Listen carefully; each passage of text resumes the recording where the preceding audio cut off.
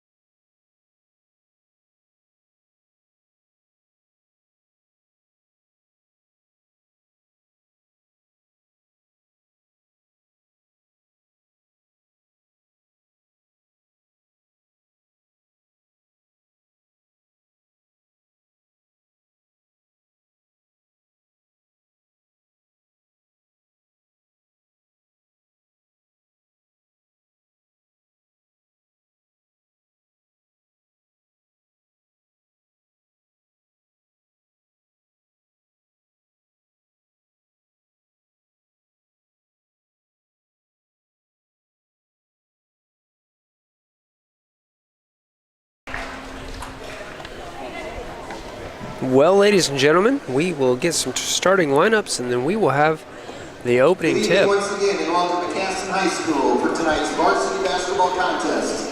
between the visitors, the Triton Lady Trojans. So, Allie, who's going to be at center with you up here with me all broken and stuff? Oh, who's going to be at center? It'll be Jordan? Yeah. Okay. Yeah. All right, well, here's the Lady Trojans starting lineup. A sophomore, Number 4, Jayla Faulkner. A senior, number 10, Delaney. Number 10, Delaney Groves. A sophomore, number 22, Emma. Number 22, Emma Helpers. A sophomore, number 32, Lexia. Number 32, Lexia Hostrader. Hostrauser. And number 40, Chelsea Johnson. The Lady Trojans are coached by Adam Heckman. And now let's meet the starting lineups for your Lady Comets. And now our Lady Comets starting lineup. A junior, number 3. Number 3, Aubrey Degg. Of course, you know that name if you've been watching the Comets basketball. A junior, number 11, Emily Holt. Emily Holt. A sophomore, number 12. Number 12, Brianna Hubenthal.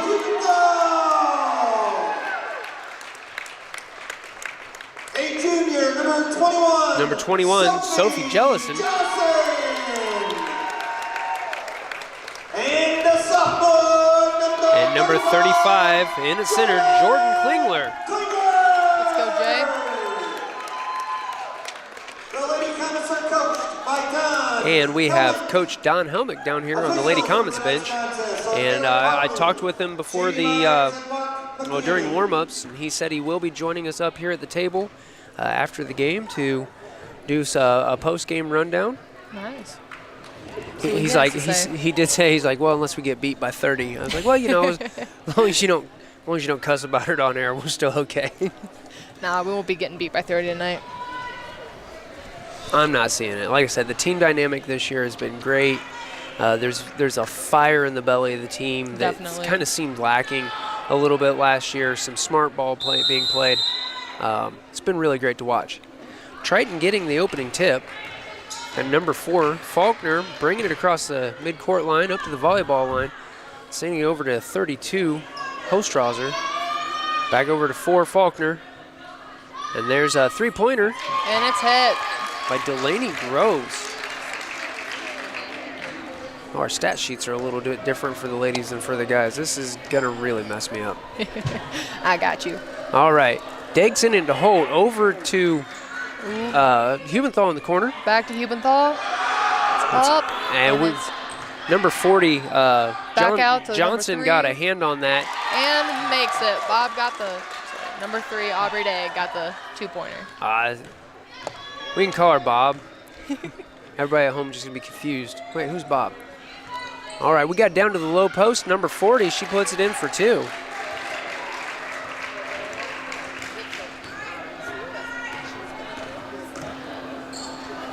Degg over to Hubenthal, back up to hold it near the volleyball line. She's going to bring it to the top of the key, send it back to Hubenthal in the corner.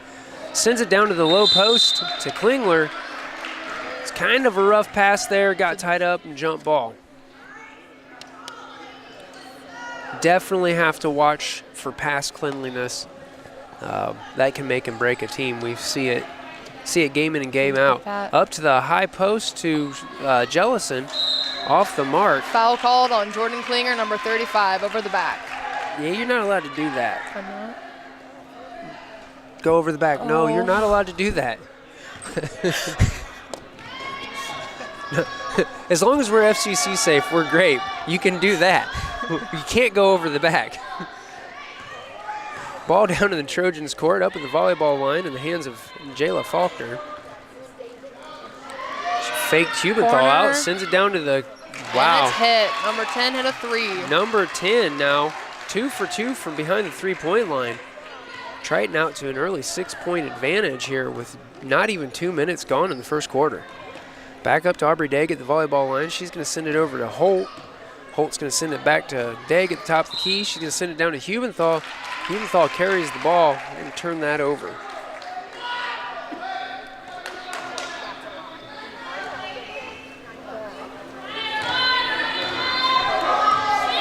Faulkner across the timeline. He's going to send it over to Groves in the corner. Back up to Faulkner. Faulkner down to Groves, who's open at three-point line again. She was off the mark, but we're going to have a shove called. I think Sophie Jellison, 21, if I believe. Waiting for the scoreboard to update to confirm that. I think you're right. Yes, Yep. Jellison, her first, team second on a three-point attempt. Yeah, like I said, this is a new defense that we're running to try to combat their offense, and looks like we're going to have to go back to the drawing board at halftime, try to get people out on those corners.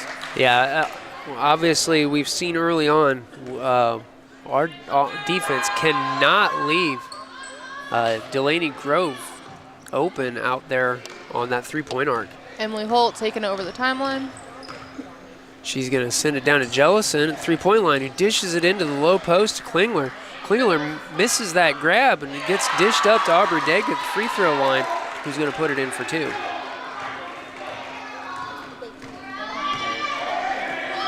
Over to Groves. Managed to get coverage on her. Up to 22, Helper at the top of the key. Now, you said Helper's a three-point shooter, too. Mm-hmm. And we had a three-point shot there by Hostrauser. It was off the mark. Aubrey Degg with that rebound. She's crossed the timeline, sends it up to Jellison. Is going to give it over to the corner to Brianna Hubenthal, who's under deep coverage. Is coming back up to the volleyball line to Degg, over to Holt. Holt back to Degg at the three-point line. Degg driving into the paint, takes it up at the free throw line, off the mark. And we're going to have a foul there on Aubrey Degg as she tries to get her own rebound.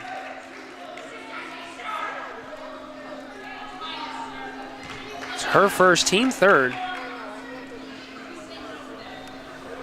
Racking up the fouls quick here in this first quarter. The Lady Comets aren't careful. They're going to put the Lady Trojans into bonus territory really quickly. Groves at the three-point line, pulls it up and sends it up to number 22, Helpers. Ball being passed around. It's back in Helper's hands. Back over to Grove. She was open enough. She took that three, in and out. Jump ball called between 40 and 11. It is Triton's ball.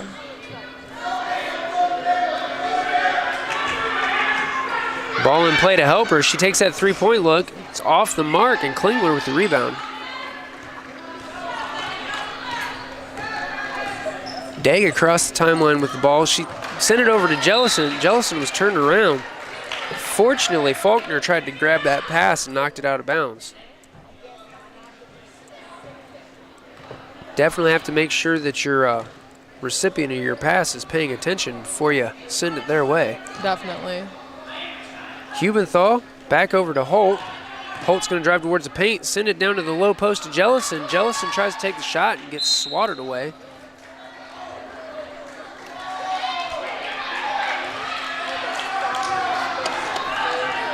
Just under half the first quarter going now. Score standing Triton 9, Caston 4. Ball inbounds for Caston. In the hands of Hubenthal. Hubenthal looking for something to do to it. Sends it up to Degg at the volleyball line. They're going to send it back and forth a couple times. Degg back to Hubenthal. Hubenthal looking for an open man. Back over to Degg, up 5 feet behind the three-point line. She dribbles up to the free throw line, puts it up for two, and it's off the mark. Hubenthal got away with the travel before getting called for that travel. Yep.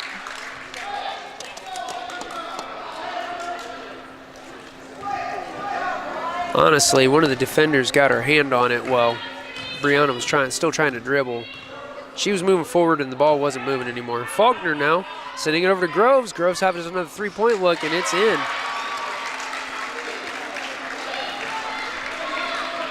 Until we stop that shooter, it's not going to go. Absolutely. If she stays out there for 4 quarters, it's going to be a world of hurt for the Lady Comets.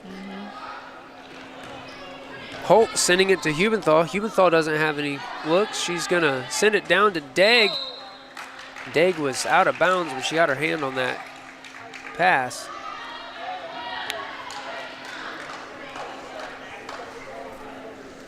Faulkner again for Triton with the ball. Coming across the timeline. Sends it over to Groves. Groves down to Hostrauser. Back up to Faulkner. Groves at the three-point line. definitely drew a defender out there really quick. Johnson with that shot attempt off the mark. Degg all the way down to the post, sends it out to the three-point line to Hubenthal off the mark. Jordan Klingler got a rebound, went up, missed it, and then. And I think we're going to end up with Degg being called for that foul.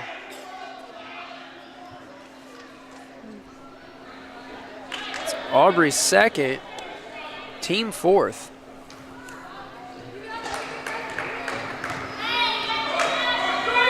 Ball across, out to Groves. Back up to Helper. Back to Groves. Down to the low post. She's going to put it in for two for Chelsea Johnson from that low post. Triton now stretch their lead out to 10 points. Ball over to Holt. Holt dribbling down to the baseline. Sends it to the post to Klingler, who's going to draw the foul. Makes her shot, and she's going to go to the line for an extra point attempt.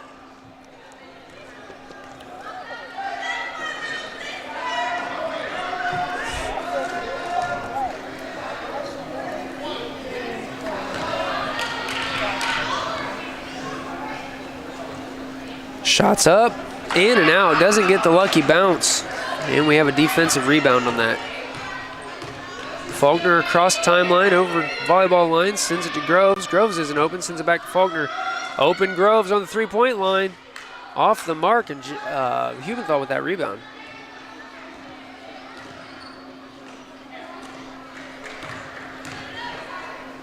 Holt sends it down to Hubenthal. Hubenthal trying to send it to Jellison up near the volleyball line. Groves gets her hand on that pass, sends it to Faulkner, who's going to bring it back across for the Lady Trojans. Into the hands of Helper, back to Faulkner. Going to send it to an open Groves at the three-point line. Degg gets on her for coverage. Sends it down baseline, and Holt's going to get called for a kick. Lady Trojans will keep possession. And we've got, is that Alexa? I'm going to say Alexa Veers in for Triton. If it's not Alexa and you're a Triton fan watching this, I'm sorry for mispronouncing names. Ostrauser with three-point attempt off the mark. Our offensive rebound goes back up. Another one, and that one's good.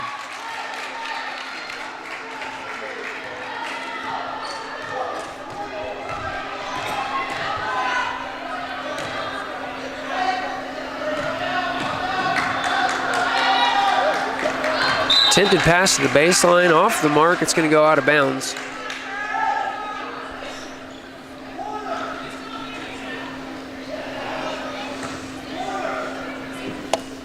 Ball in play to Faulkner.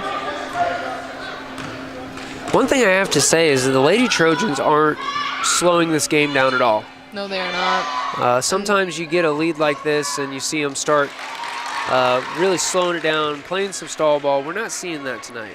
Yeah, that seems to be a little typical of Triton. In the past years that I've played them, they tend to keep a fairly decent paced game. They don't like to slow things down. Which has its good and its bad. Klingler in triple coverage, trying to send it to Jellison, off the mark. Got a foul called here on Jellison. Sophie Jellison, her second, team fifth. Got Lane Oliver going in for Jordan Klinger.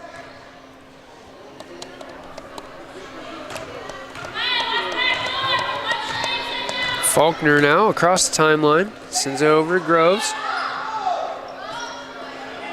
Putting double coverage on Groves, sending it back down to Ostrauser. Back out to Groves. Groves across to Ostrauser. Back up to Faulkner. Faulkner to Groves. Groves had that open shot. She didn't take it. She's going to dribble into the free throw line. Lost the dribble. Oliver ties it up. We have a jump ball. Caston gets possession of this one. 6.2 seconds left in the first quarter here. Triton leading 18-6. It has been Triton's quarter for sure. Ooh. We had Holt driving towards the paint. She got tripped up. And we have a foul on 44, Alexa Veers, her first, team first. I've missed a foul because the scoreboard says it's team second. Where did I miss a foul? I don't know. And we had a shot up and good for 2 there by Emily Holt right at the end of the quarter. Well, that concludes the first quarter of play. We'll be right back after these words from our sponsor. You're watching Lady Comets basketball on RTC TV4. This broadcast brought to you in part by these local sponsors. Nutrien Ag Solutions is the world's largest ag input retailer, offering all of your crop input needs. Stop by our location just east of downtown Fulton or give us a call anytime. Online at nutrienagsolutions.com. Enjoy the game with an ice-cold Coke. Locally owned and operated since 1907, Coca-Cola Bottling Company of Kokomo proudly supports 28 high schools in north central Indiana. Our starting lineup of brands are sure to keep you hydrated on the sidelines and at home. Coca-Cola Bottling Company of Kokomo. Please support our local sponsors.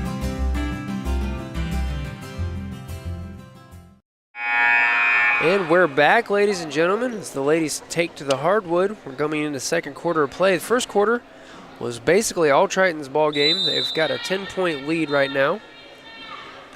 In possession of the ball to start the second quarter. Faulkner across the timeline. Oh. And Emily Holt getting in there. Going up for a layup, and just off the mark. Lane Oliver hits it out of bounds, and it is Triton's ball. Faulkner across the volleyball line, across the timeline, over to Groves. Back up to Faulkner. Over to Hostrauser, back to Groves, down into the paint. And we're going to have a foul called on that. That was a shot attempt there by Johnson.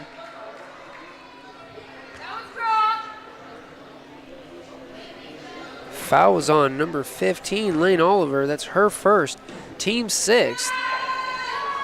First free throw for Johnson off the mark.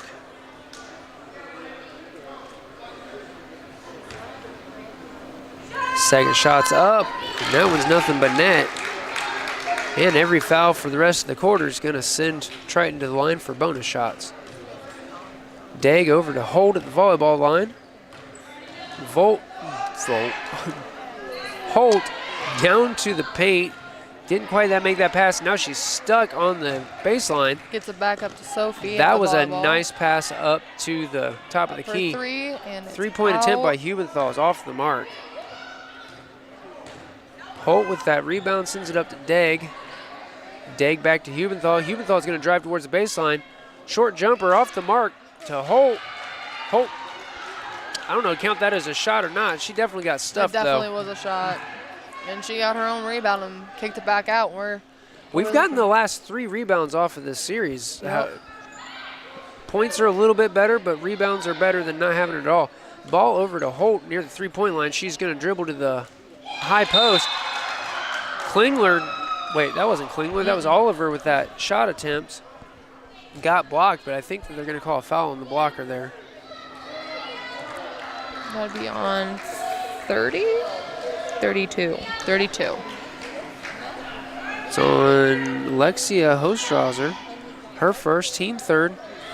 I thought that Lane was shooting. Hubenthal with the three-point attempt. It's off the mark. We're bobbling the rebound. It's going to be out of bounds off the Comets, I think. Yep. Hard drop by Lane. You can see on her face she's getting frustrated. Hopefully she doesn't do a Winamac. She, of course, if you're at home and you didn't watch the Winamac game last year, Lane Oliver threw a really brutal elbow and was called for a technical on that one. All right, ball down to the baseline, dishing it way back up to the volleyball line to Faulkner. Now it's in the hands of Hostrauser. Over to Groves. She's open for 3. Hits it again. She's now 4 for 7 from the three-point line this evening. The Lady Comets are going to have to triple check that she's always under coverage. And we have a foul called on that. Blue number 40. It's her first. Chelsea Johnson. Now Triton's bringing that foul count up. Ball into Aubrey Degg. Degg fakes the pass. She's going to dribble up to the top of the key. Sends it into the high post. Back out to Holt. Tries to send it into the low post. The pass was no good. Into the hands of Faulkner. And Faulkner travels as she tries to plant to go vertical for that lay-in. That looked like me when I I usually would end up outrunning my dribble. Not that I'm very fast, but I am faster than I can dribble. It's an ugly thing when Zimmerman tries to play basketball. Degg across the timeline. Faulkner is waiting for her. Sends it over to Holt. Holt down to Ooh, nice spin Lane move, and Oliver it's up. at the low post, and it's good for 2.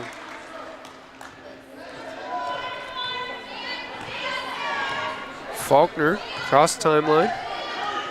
Degg comes out to meet her. Faulkner over to Hostrauser. Back out to Veers. Grove into the baseline. Lady Comets don't watch their hands. Our foul count's going to go up really quickly. Jellison there with another foul. Or was that Oliver? I believe that was Oliver. Yep, it was Lane Oliver. Oh, well, that's good because I thought that was Jellison's 3rd. Shots up. In and out.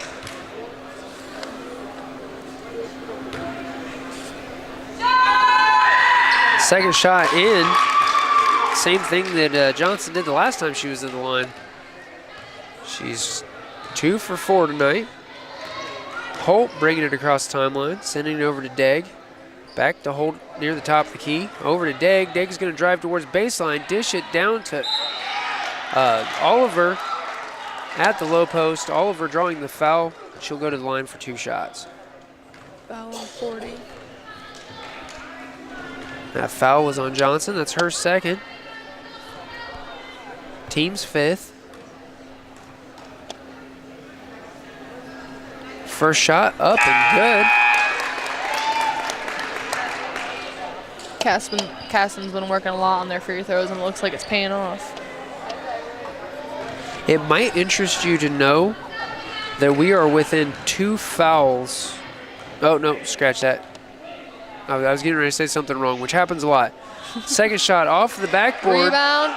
Rebound by Klingler. Oh, Unfortunately, lost. she can't keep a hold of that.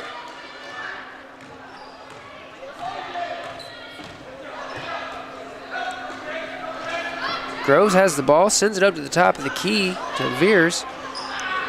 Veers over to Hostrauser, who's going to take the long 2 off the mark.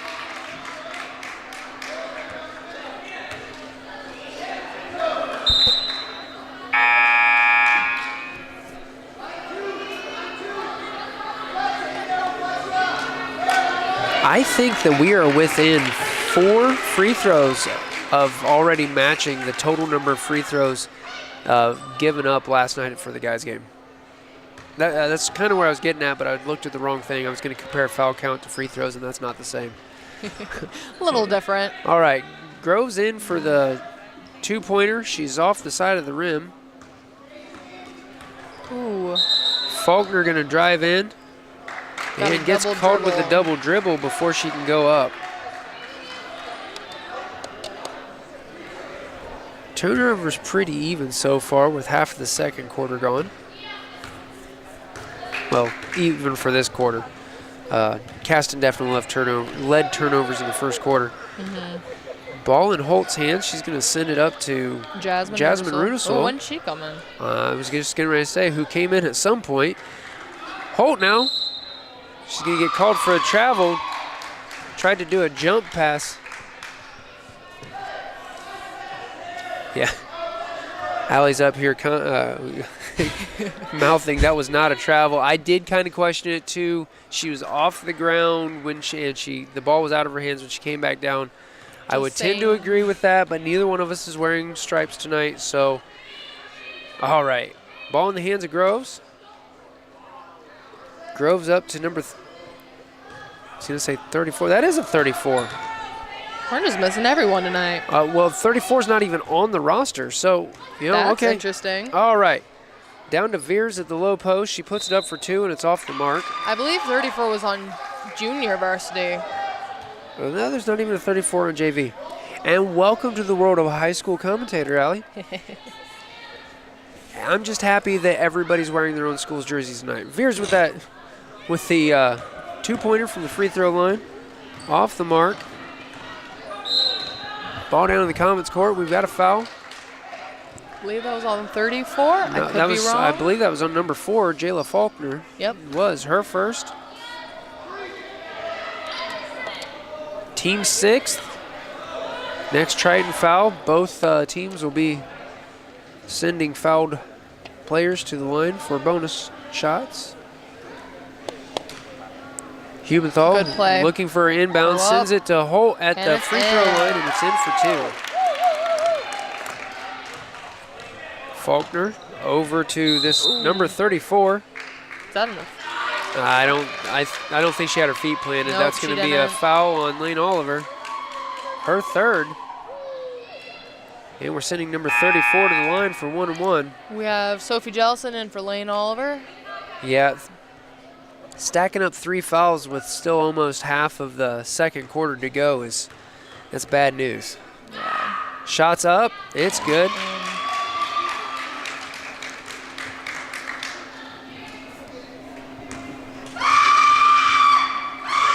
Second shot up, and it's good. Sophie Jellison taking it out. Despite the best efforts of the Caston student section.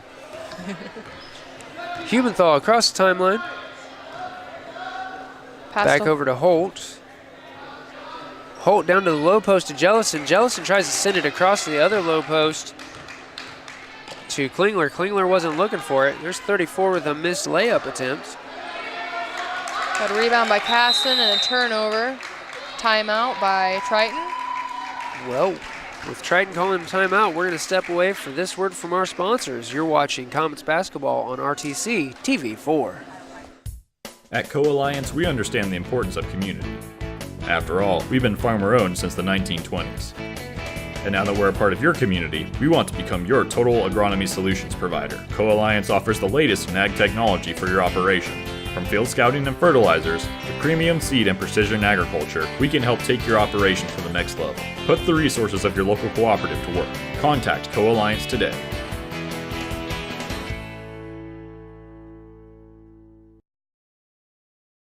You're getting frustrated. Welcome back, ladies and gentlemen. Team's still in a timeout. We're getting ready to break. And, I can definitely see Aubrey looks like she's on the verge of tears as she's sitting back down right now.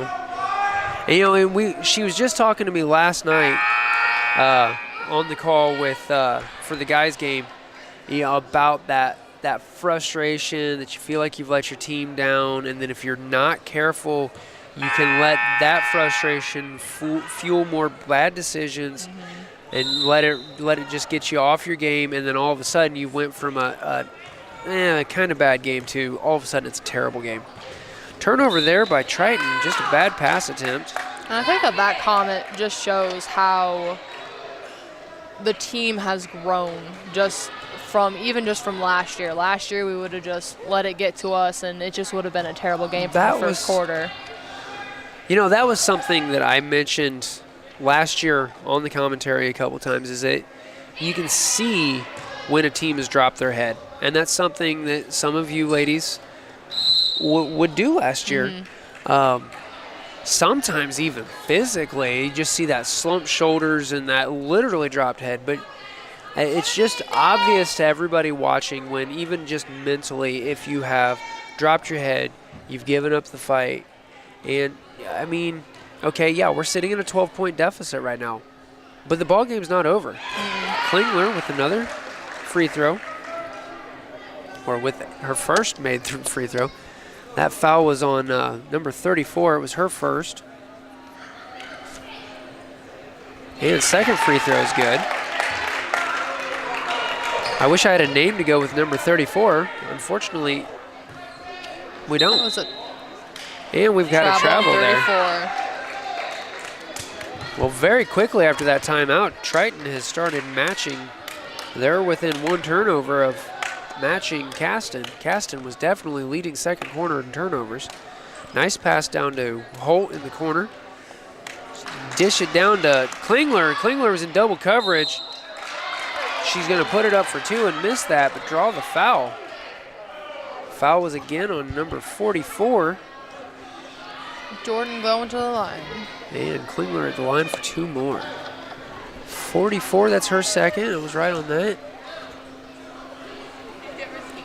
I'm kind of surprised they didn't call that a jump ball before Jordan had a chance to go up with it. Yeah. That was tied up longer than I think I've seen this season. That shot's good. And sometimes some refs just like to see if the post can get it out of there before they call it.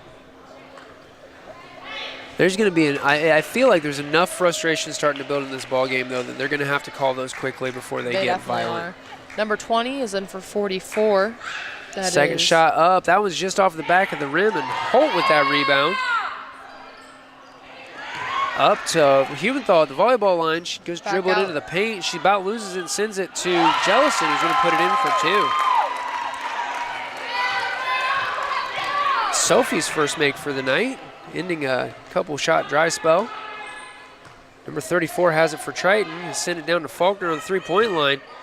Hubenthal getting away with a little bit of handsiness there. Forces a turnover. Holt driving clear down to the baseline. Dishes it over to Hubenthal. Hubenthal got stuffed on that shot attempt, though. And Hubenthal with the steal. That was a beautiful steal. Dishing it down to Klingler at the baseline. Jordan couldn't quite get enough ups to grab that. That was a beautiful steal, though. I can hear the conversation with the coaches tonight. I can hear it now. Hey, look on the bright side. You get to stay up here with me. You don't have to be in there for it. Very true. Faulkner over to 34. 34 down to 32. Hostrauser is going to take the 3-pointer. It's off the mark. Holt driving hard towards the baseline. Sends it up to Sophie, who's going to take the shot. Sinking another 2. That right there is Sophie's shot. Once she hits it, she has it. To quote one of my favorite games growing up, she's heating up.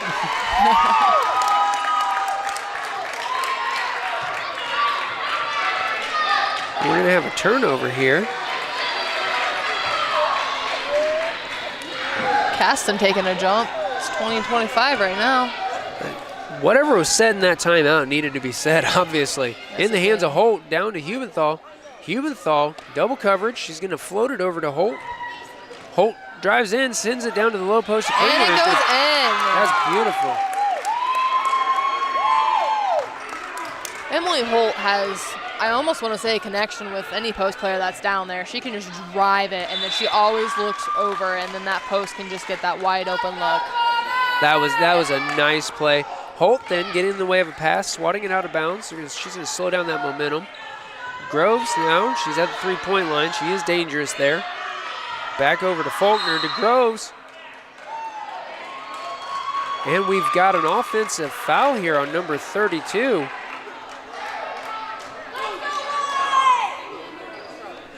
That's her second, team's 9th. And absolutely wasted any effort on that 3-pointer. Got a timeout. Coach Helmet calling the timeout.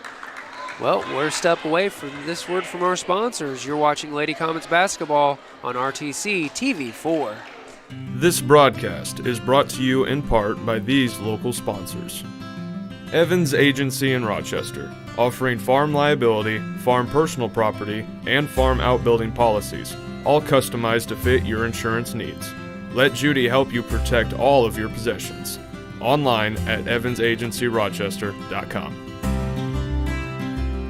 First Federal Savings Bank is your local mortgage lender with 6 locations throughout north central Indiana. Trust the professionals at First Federal Savings Bank. Online at firstfederalbanking.com. Please support the local businesses that help us bring you this production.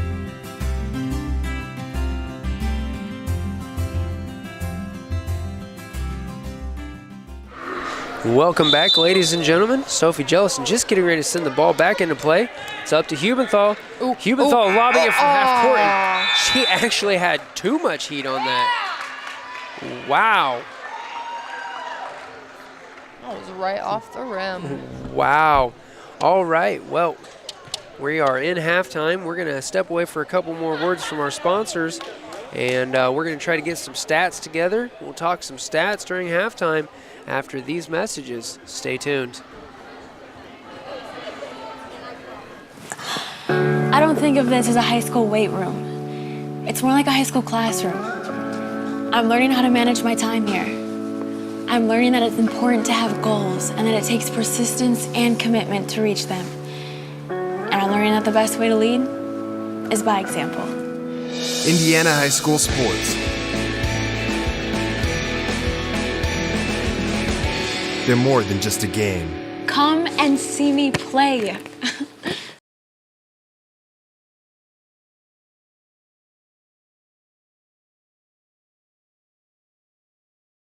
There's been a lot of talk lately about net neutrality. At RTC, our customers receive the full and open internet, and nothing less. We are not the gatekeeper, toll operator, or curator.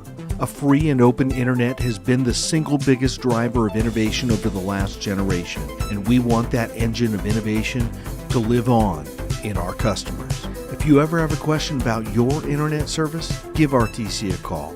We are here for you.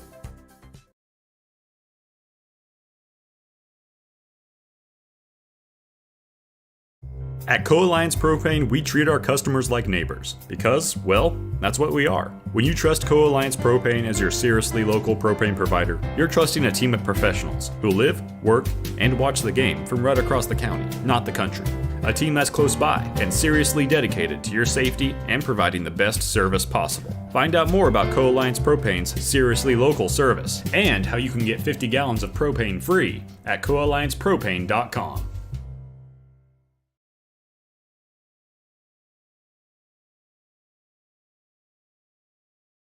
Ever wonder why your local TV bill keeps going up? The bulk of these increases are due to rising network fees. A few powerful media companies dictate what TV providers must pay to offer their channels to you. And every time networks demand more money, that affects what you pay every month. If TV providers don't meet their demands, networks threaten blackouts. Since 1999, these network fees have increased by 3.5 times the rate of inflation. To see what we're doing to keep network fees in check, visit tvonmyside.com.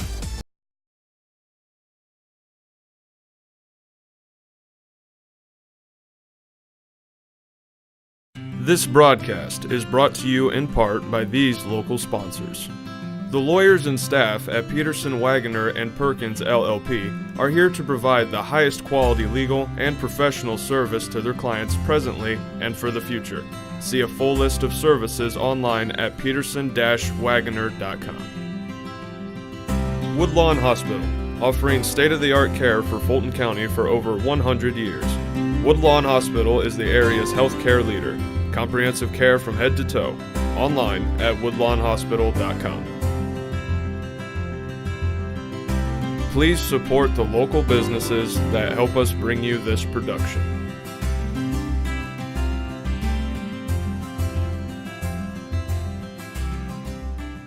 That way we have a name. Welcome back, ladies and gentlemen. I apologize for that extended break. I was trying to count and click things on the computer, and it turns out that I'm a one-track mind person. So unofficial stats, very unofficial, because if we do the math on this, well, we might not come up with the actual score right now. But unofficial stats, I show Lady Comets at a complete three-point drought, 0 for 4. Mm-hmm. We're shooting 9 for 20 from two-point territory and 4 for 7 from the free throw line and for fouls. We've had a couple of jumpers from the free throw line. That's not the same thing. So right now, not counting three-pointers, the ladies shooting about 50%. I'm sure they're going to hear about that in the locker room right now. Oh, yeah. That said, the Lady Trojans not doing a lot better. They're 4 for 12 from three-point territory. So shooting, is that 25%? 33%. There we go. I can math. 4 for 10 in two-point field goal range and 3 for 9 from the free throw line. And this all kind of turned around during that timeout called midway through the second quarter, going into the locker room with only a 3-point deficit. That second quarter, actually, the Lady Comets won. Talk about rallying the troops. Right. The Lady Comets won that second quarter by virtue of the fact they went into the second with a 10-point deficit and came out of it with a 3-point deficit. So deficit's still not a good thing. My unofficial turnover count, Lady Comets led in quarter one, hands down. Where in quarter two, I had 8 and 7. And again, that's probably not anywhere near accurate, but just looking at the scoreboard, the Lady Comets definitely rallied their shot percentage during the second quarter and then also started getting turnovers under control. And more importantly, forcing turnovers from the Lady Trojans. Yeah. So going into the halftime with a deficit and with some flood plays out there in the first half, I'm sure it's not the most pleasant halftime conversation that could be had.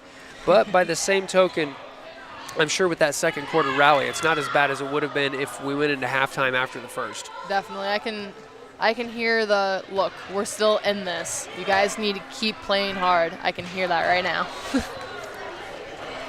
Well, and in the last 15 years, this is the 12th iteration of this matchup. And right now, the last 11 times that we've played the Lady Trojans, they've won.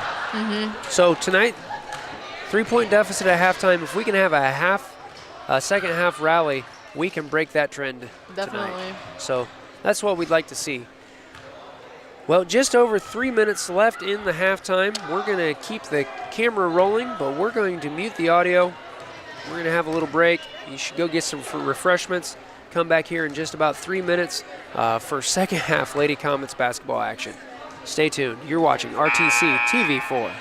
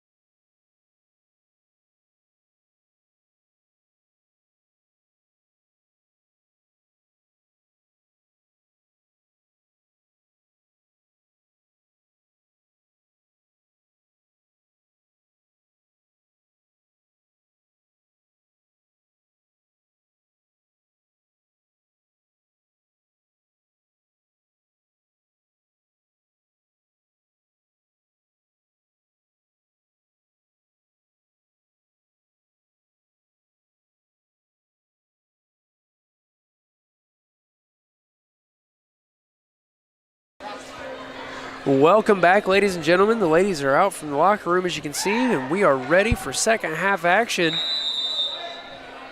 We've wiped the fouls from the board, well, at least as far as the teams are concerned. Degg brings it in, dishes it hard over to Hubenthal, over to Holt in the corner. She's going to send it back and forth with Hubenthal a couple times. Got a hard drive to the opposite side.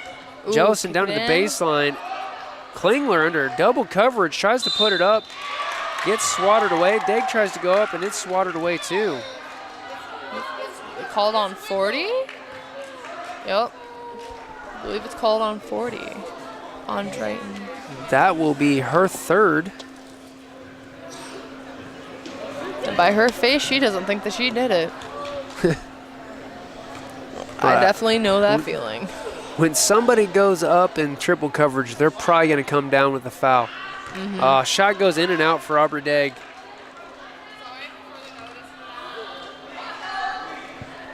Oh no, they're saying that was on number 4. Oh. Her second.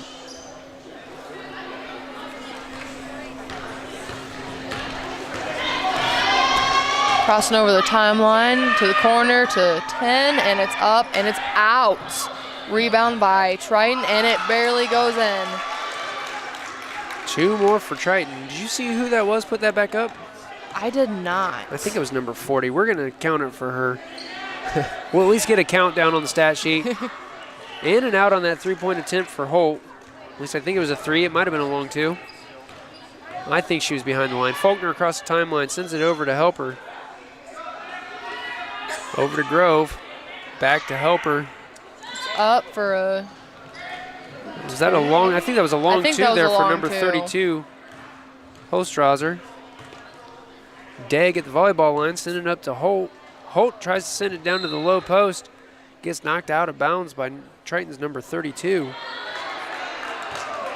Oh, apparently it did not. Klingler's questioning that call too. C'est la vie. Yep. The Zebras are in charge tonight. As every night. Helper's back to Faulkner. Faulkner into Johnson. Ooh, risky cross-court pass, and it is... Well, I'll tell you what, that ref called that out of bounds as soon as it crossed over the sideline in the air. That's not the way out of bounds works in basketball. Yeah. I don't think Holt was going to save it either way, but... He might have called it so she didn't run into the bleachers. Sometimes they'll do that. That could be. Well, we've got Helpers with the travel. Helpers looking at, or that was number 32. That was Holstrasser looking at Coach like, seriously, Coach?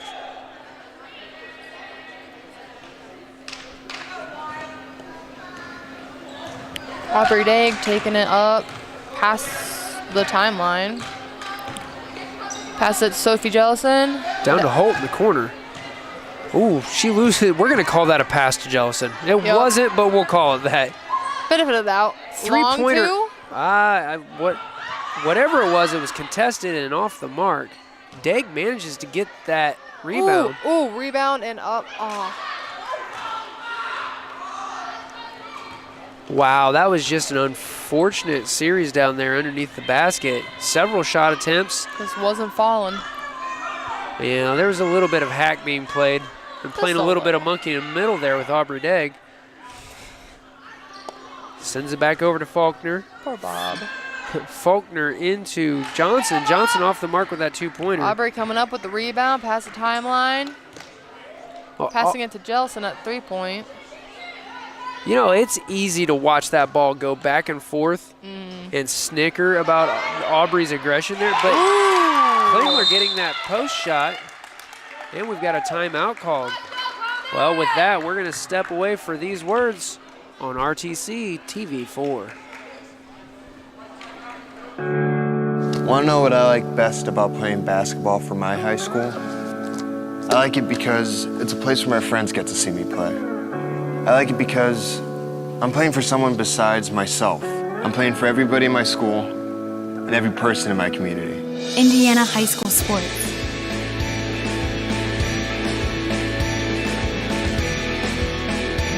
They're more than just a game. Come and see me play.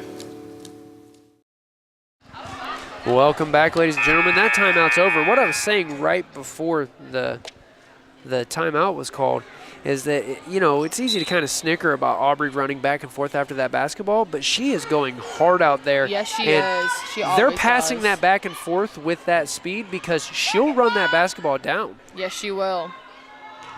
All right, Faulkner driving down to the paint, jumps up, takes that jumper from the low post, and it's good. Caston's just got to step up and take that charge. Degg sending it down to Holt in the corner. Goes into Klingler at the low post. Ooh, Shots off the comes up mark. with the rebound and goes up and grabs a foul. 32 does not like that call. Don't have to like it. Refs are in charge. Yup. And that is her third. Second foul in the quarter, or in the half rather. It is definitely a different perspective watching it from up here than experiencing it, because I know exactly how 32 feels right now. You're like, I was straight up, there's no way, but you just got to roll with it.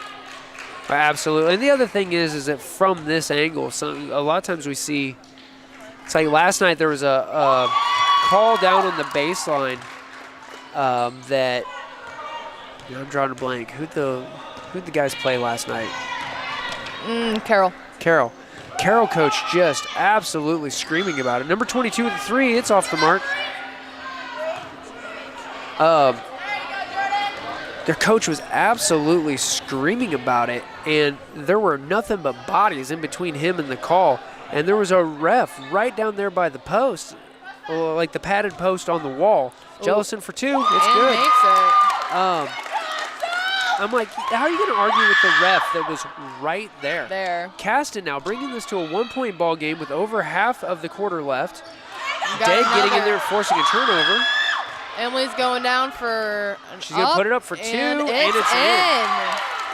Caston now has a 1-point lead on Triton. Caston's first lead of the game. Faulkner looking over at coach, getting the play, sends it over to Groves, ends up into the paint for number 40. Got a foul by Sophie. I think she's trying to swat that. Now that is her third by my count. Yes, it is her it third. is. It's team first in the half. But really, that was a good spent foul. That was. Unfortunately, it did lead to that. Number 44 getting that short post shot in. Degg down the volleyball line, sends it over to Jellison. Ooh. Back to Degg. Oh. And we've got a foul on this. They're going to call a foul on Degg. Are you serious? That was a clean attempt at the ball, ref. Zebras. I'm going to on-air disagree with that call, and my disagreement counts for absolutely nothing. Ball in play. Backcourt inbound. Up to Faulkner. Down to Groves. Groves back up to Faulkner at the volleyball line. She's going to dish it to Johnson at the free throw line. It's back up to Faulkner at the volleyball line. Back to the free throw line to Johnson. Okay. We're going to have a foul there on Klingler, I think. Oh, it's on Kling. It's on her. That's her second. Team third.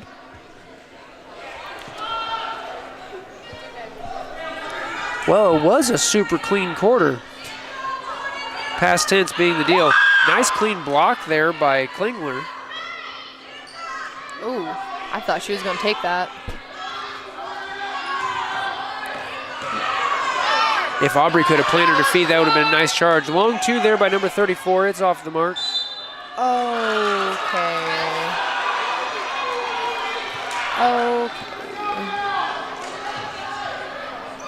I look down to do stats, and I miss it, the world. Ball in, off Rebound, the mark. ladies. Oh.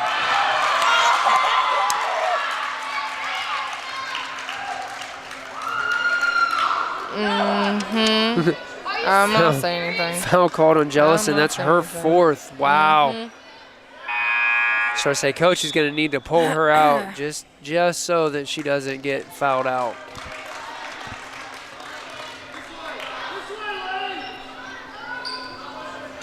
Oh, oh, oh. Clean block there. Oh. Oh, they're going to call a foul on Oliver. That's her fourth too, isn't it? It is. Oh, goodness. Coach Homick not happy with that call. Neither are the fans.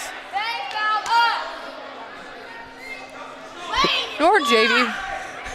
Of course, when we've got the JV Lady Comets over here as the closest fans. Long two attempt off the mark. And the Lady Comets get the rebound. They're going to go down to their end of the court and see about turning this around. Ooh. Dishing it down to the low post. Almost a missed pass. That's going to be a travel. And Hubenthal not happy about that. Ladies just gotta pick their heads up and go with it. They really do. I almost feel like Coach Helmick needs to call one of those cool down timeouts. Mm-hmm. The ladies are just getting frustrated, and they're going to start making angry decisions. Yes, they are. Down to the low post. And Lane Oliver is out of the game. That's going to cause some subbing issues, I believe. I believe you're right. Because normally it's Jordan, Lane, and Sophie who are. What? Why? That. I don't think she realized that was. Wait, they're saying that was only her fourth. Where did we pick up that other one? I don't know, but we'll be okay with that. Okay. We had a foul called there on number 44, Alexa Veers. That was her third. Let's go, Lane! Well, hey, at least we were both off by one. Hey. Shh, don't tell the refs. Dag over to Holt driving down the baseline. Sends it to Klingler. It's up. Oh, up and out. Foul there on number 44, Alexa Veers. That'll be her fourth. Still a 1-point ball game. Triton up by one now with 2:13 left in the third. Lady Comets are going to make Triton work for this win if they get it. Obviously, we'd rather see the Comets get it. Three.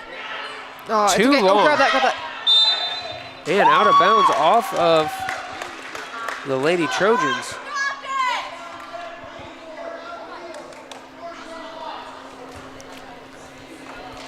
Really, if we would have just had a couple of these threes drop, would have been a different game already. Yeah, it would. Holt putting pressure on Faulkner all the way. I think what it comes to now is just which team starts hitting their shots. I think that's what's going to come down to. Number 34 was very open at three-point line. She's obviously not a three-point shooter. Thought she was going to make a liar out of me there. Faulkner drives in. That was a travel. That was. And ref agreed with me there. I was afraid he was going to call a foul on that whistle. I was like, no. She was playing football with that basketball. Dag slowing it down a little bit. She's going to bring it up to the timeline. Coming across. I'm surprised we haven't run any of the specialty plays that we've been working on, the quick one-hitters. Surprised we haven't seen more of those tonight. With how much we've been working on them during practice, I was expecting a lot of them tonight. But if they're not there, I guess they're just not there. Hubenthal called for the travel on that. Should have gone up. I think that she knew it happened as soon as it happened and was hoping the whistle didn't blow. Because sometimes you get lucky with those. Unfortunately, with a 1-point ball game, these refs are going to be watching everything. Like a hawk. Ball into the paint to number 40. That shot's off the mark. Rebound by. Oh, are you? Okay. I'm going to disagree with that one, ref. That was a full body off the baseline, but, well, not baseline, sideline, but I'm not a ref, so I'm just going to stop. Nice steal there by Holt. Steal. And she's going to get two off of that. That was a beautiful steal. Going to go down. Ooh, and then are you?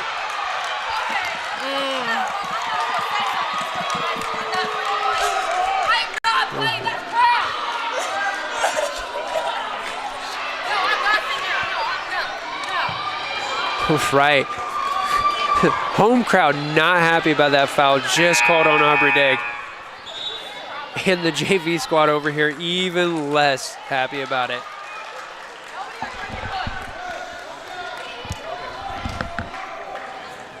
All right, shots up and off the mark.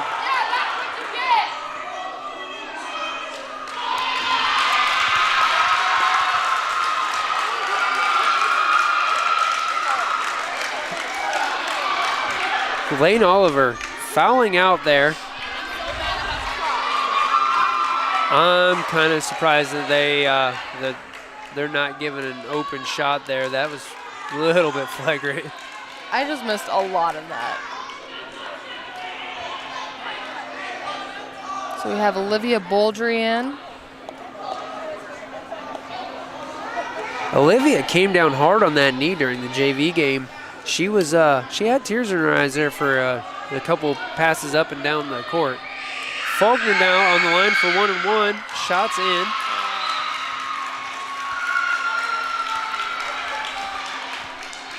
That ties up the ball game.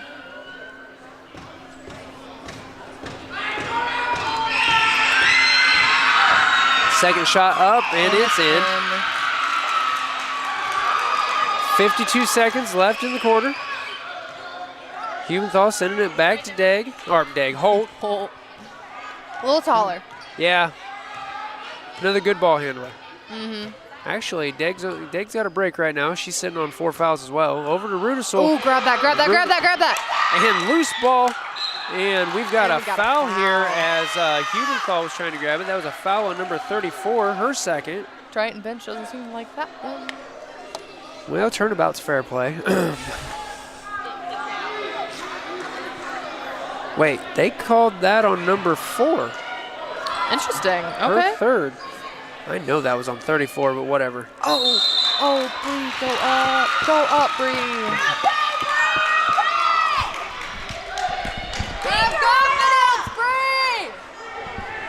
Ball in play to Faulkner.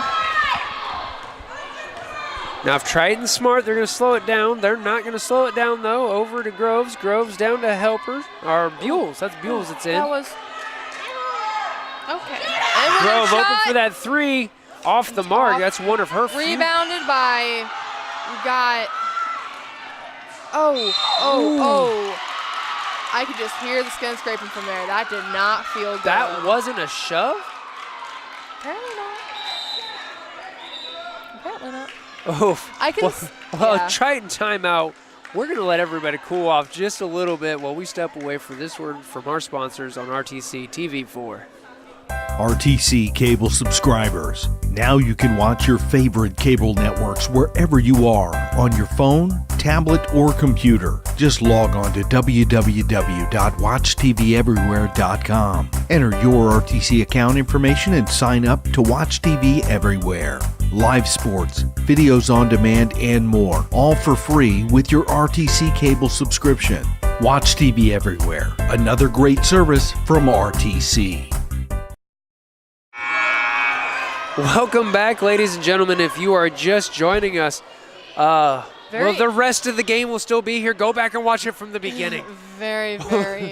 Or at least from the beginning of the second. Let's say that. 1 point game right now. Triton up. 8.7 seconds left in the quarter. Rudisol putting on the press. All we gotta do is get a stop. Take a charge. Oh, three-pointer by Groves. They left her open. It's off the mark. Go. And that's the end of the quarter. Oof. She knew just when to do that. All right. Well, we're going to roll another commercial real quick while the team's set up for this fourth quarter. Come right back here. You're watching RTC TV4. This broadcast brought to you in part by these local sponsors. Nutrien Ag Solutions is the world's largest ag input retailer, offering all of your crop input needs. Stop by our location just east of downtown Fulton or give us a call anytime. Online at nutrienagsolutions.com. Enjoy the game with an ice-cold Coke. Locally owned and operated since 1907, Coca-Cola Bottling Company of Kokomo proudly supports 28 high schools in north central Indiana. Our starting lineup of brands are sure to keep you hydrated on the sidelines and at home. Coca-Cola Bottling Company of Kokomo. Please support our local sponsors.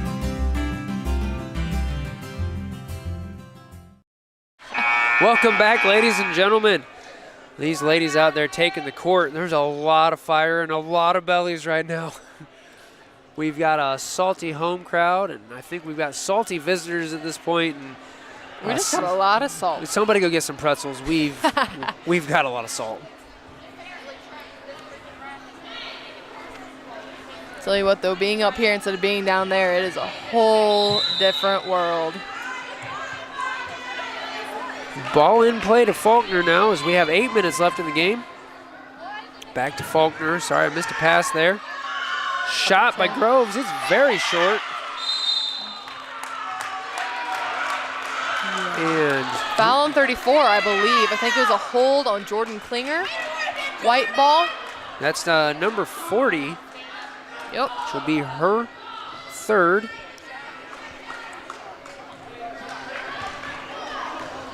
Hubenthal bringing it across the timeline.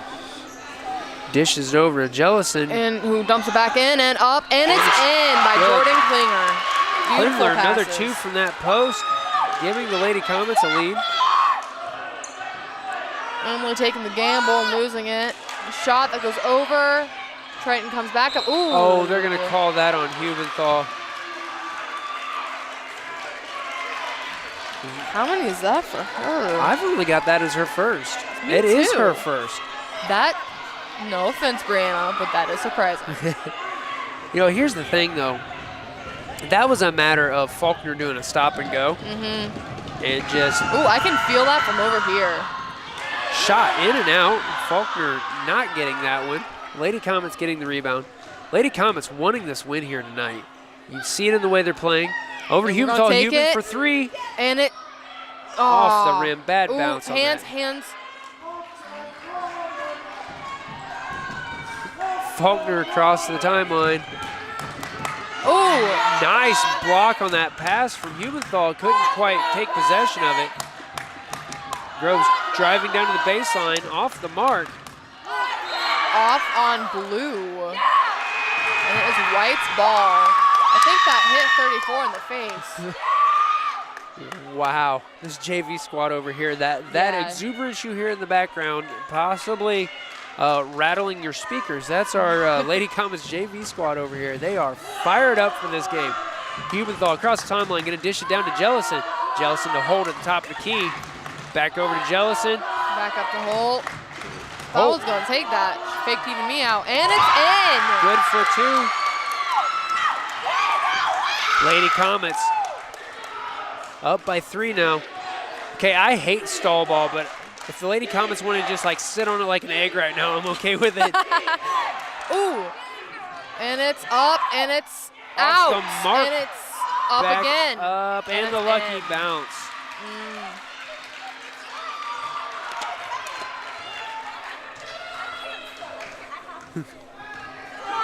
Jellison across the timeline. Over Hubenthal. There you go. Wait, make them come out to you, Bree. Make them come out to you. There we go, ladies. Oh, go up.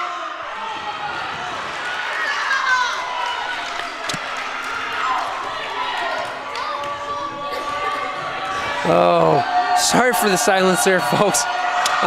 I just got a text from back in the studio. I think, was that Sophie Jellison with the? No, that was on Bree. That was on Bree. Okay. Brianna Hubenthal, her second. No, Dakota. No, yeah. Dakota. Yeah, Dakota Hayden is running tech for us back at HQ, and that shot's good for Faulkner. He said, "Rattling speakers for sure." My desk just shook. Exuberance from this home crowd. Shots up, and that's good. Giving Triton that 1-point lead. 5.5 minutes left in the game. Lady Comets wanting the first win from the last 11 iterations of this matchup. They want that win. Bree, kiddo, right now you're not in the lead. It's not the time to hold it. In the hands of Emily Holt, she's going to drive towards the paint, send it back out to Jellison, who sends it over to Hubenthal, down to the corner to Jasmine Rudisol. Brianna Hubenthal driving into the paint, loses that dribble, and we're going to have a jump ball. a jump ball before it became violent. Good call by the refs there. There is a lot of emotion out on the floor tonight.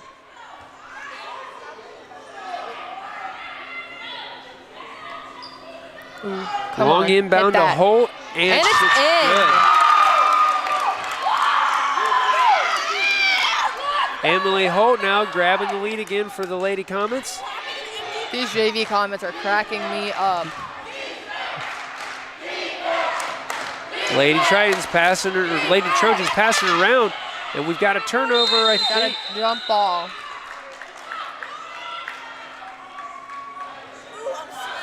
That's gonna stay down there in the Triton court.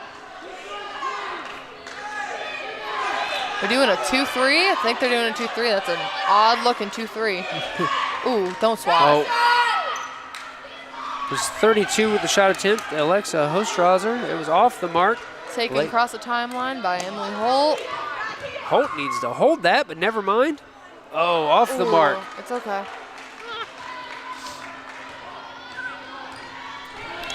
Ooh, shake it off, shake it off.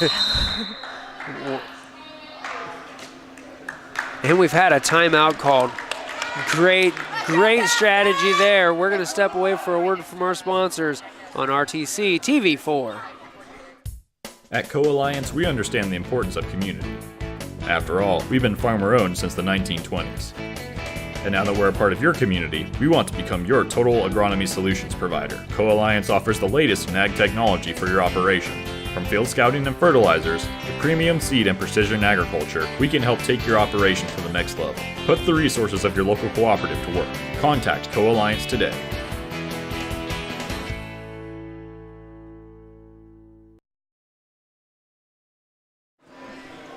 Welcome back, ladies and gentlemen. This was a full timeout. I think it was called by Coach Helmick, and if so, it was great strategy because, Delaney Groves had just gotten the ball in her hands for an open shot at the three-point line, and she's just, well, her percentage has dropped going through the second half, but in a one-point game, you don't let an open, known three-point shooter have that ball if you can prevent it in any way. Great strategy. Big grin on the face of Coach Helmick there. All right, ball in play. Across the timeline. Jasmine Rudisol up to meet Faulkner. Into the paint. And up to the free throw line. And a shot landed there by Chelsea Johnson. Caston's got to get a wing there to guard that so they don't keep popping those off. Caston definitely needs to make sure to play this game at their speed right now. No silly turnovers. Good passes.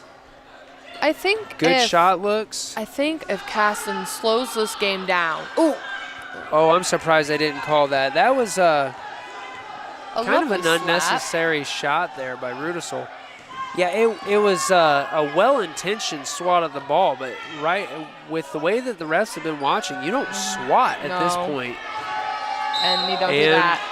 You don't reach in like that. Jasmine Rudisol drawing her first foul, but unfortunately, we're going to send a shooter to the line and a known free throw shooter right here. Of the people you don't send to the line in this game, it's Jayla Faulkner. Now a 2-point ball game.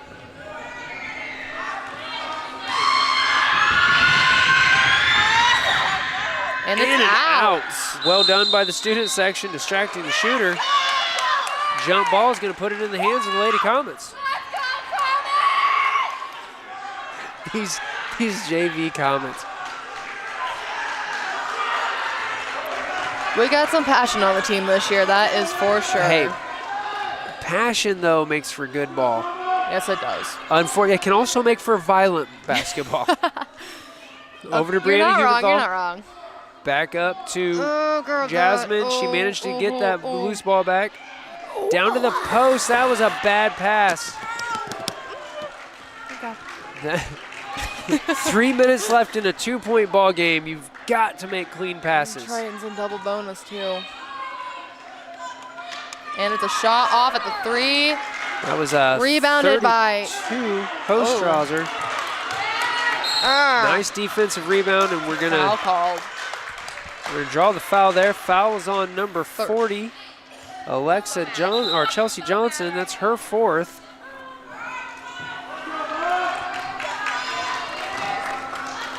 Emily Holt at the line for 1-1. She has the opportunity to tie up the game right now. No pressure, Emily. As if she doesn't know that she's shooting to tie it up. It's okay. Off the mark. Okay.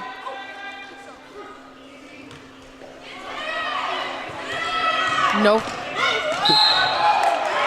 And a travel. Okay, but that was a great Michael Jackson spin by number 4 right there. I will admit. That was pretty impressive. What a ball game tonight, folks. The first quarter was all Triton. If we could have had the first quarter that looked anything like the other 3 quarters, we'd be looking at a different scoreboard tonight. Yes, we would. As it is, the Lady Comets playing hard to get their first win in this contest in 15 years. Dagg over to Jellison. There's no open shot. Over to Holt. Holt into the paint, and she's going to travel. She was trying to sling it down to the post, and in that triple coverage, she just could not get the pass off. Unfortunately, we just need to stop trying to force it down, and we need to start taking some more outside shots. Girls just got to have some confidence in them. The bad thing is, though, is that the outside shot percentage has been really off tonight. So it has. There is a reason for a lack of confidence right now. Dagg has to be careful. She's trying to get in there. And Triton's going to call a timeout, so we're going to let them have that. We'll be right back after this word from our sponsors on RTC TV4. This broadcast is brought to you in part by these local sponsors. Evans Agency in Rochester, offering farm liability, farm personal property, and farm outbuilding policies, all customized to fit your insurance needs. Let Judy help you protect all of your possessions. Online at evansagencyrochester.com. First Federal Savings Bank is your local mortgage lender with 6 locations throughout North Central Indiana. Trust the professionals at First Federal Savings Bank. Online at firstfederalbanking.com. Please support the local businesses that help us bring you this production.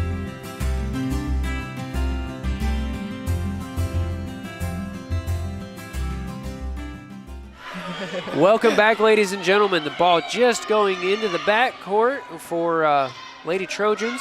Faulkner sing it down to Veers. And it's up and out with Jordan Klinger with the rebound. We've got to get 2 more points on the board, though. A 3-pointer and then a really great defense would be even better. You can see by this defense that the Lady Trojans are setting up, though, that they know. Oh, we got a shot off, and it's in by Bree. Brianna Hubenthal tying it up. And then Coach going to call a timeout. All right, well, we'll take that opportunity to hear from the ISHAA. You're watching RTC TV4. I don't think of this as a high school weight room. It's more like a high school classroom. I'm learning how to manage my time here. I'm learning that it's important to have goals and that it takes persistence and commitment to reach them. And I'm learning that the best way to lead is by example. Indiana High School Sports. They're more than just a game. Come and see me play. Welcome back, ladies and gentlemen. We are most of the way through, I'd say, a full timeout. Tied up ball game here. Right before the timeout, Brianna Hubenthal sinking 2 to tie it up. Lady Comets are going to have to play strong defense. They really need to force a turnover.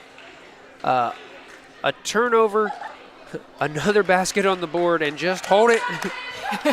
Yep. Put it on the ground, use it as a pillow, go to sleep, just hold on to it. We are under 90 seconds away from either overtime or a heartbreak for one of these 2 teams. Yeah. I'm going to be honest here. I was going to say, based on the last 3 quarters of play, whoever goes away with the loss really has no reason to hang their head. But the truth is that if the Lady Trojans don't pull out the win tonight. When you look at that 10-point advantage they had at the end of the first, they really do have cause to hang their head. Very Faulkner true. driving into the paint. It's up, in and out. And we're going to have a foul there on Jellison. Sophie's fifth, I believe. I think you're right. And I've got Jellison has fouled out. Yes. Looks like Jasmine Rudisol is going in for Sophie Jellison. And that's number 40 there at the line. She is 50% from the free throw line tonight. She could absolutely win it for the Lady Trojans right now.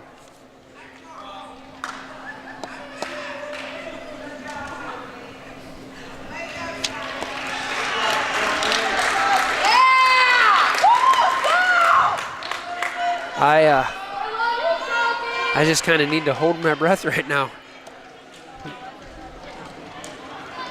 I'm surprised the student section hasn't already fired it up. Oh, no. Shots up, and that one's good.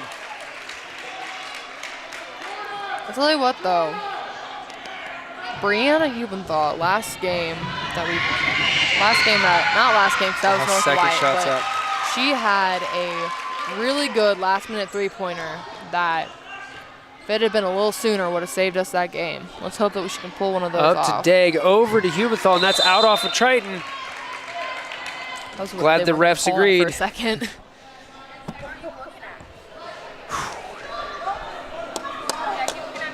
I have that feeling in the back of my throat like I'm going to throw up, Allie. And I've got a very expensive computer right in front of me running this broadcast. I can't. Long and two. And it's in by Emily Holt, tying it up. 50 seconds left on the clock. Oh, Comet's got to play some good defense and a steal. We need hard, clean defense. Yes, we do. We need no fouls. Very, very clean. Because they're going to call anything at the moment. And it's a rebound. No, that was a block by Brianna Hubenthal. We've got a screen set. Who are we calling this on? We got a timeout before that happened, and Bree is still on the floor. Oh, that's unfortunate. Do we have another injury on the team? I'm not sure. We're going to let the officials and the trainers sort this out. We're going to step away for this word from our sponsors. Stay tuned. Stay on the edge of your seats. This is RTC TV4. There's been a lot of talk lately about net neutrality. At RTC, our customers receive the full and open internet, and nothing less. We are not the gatekeeper, toll operator, or curator. A free and open internet has been the single biggest driver of innovation over the last generation, and we want that engine of innovation to live on in our customers. If you ever have a question about your internet service, give RTC a call. We are here for you.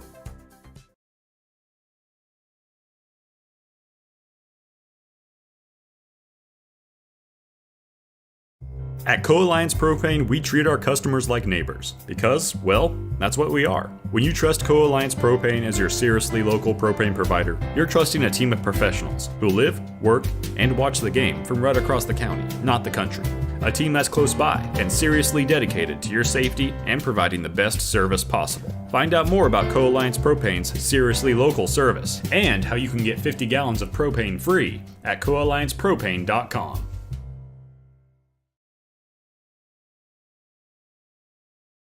Seconds. That's all we got to do.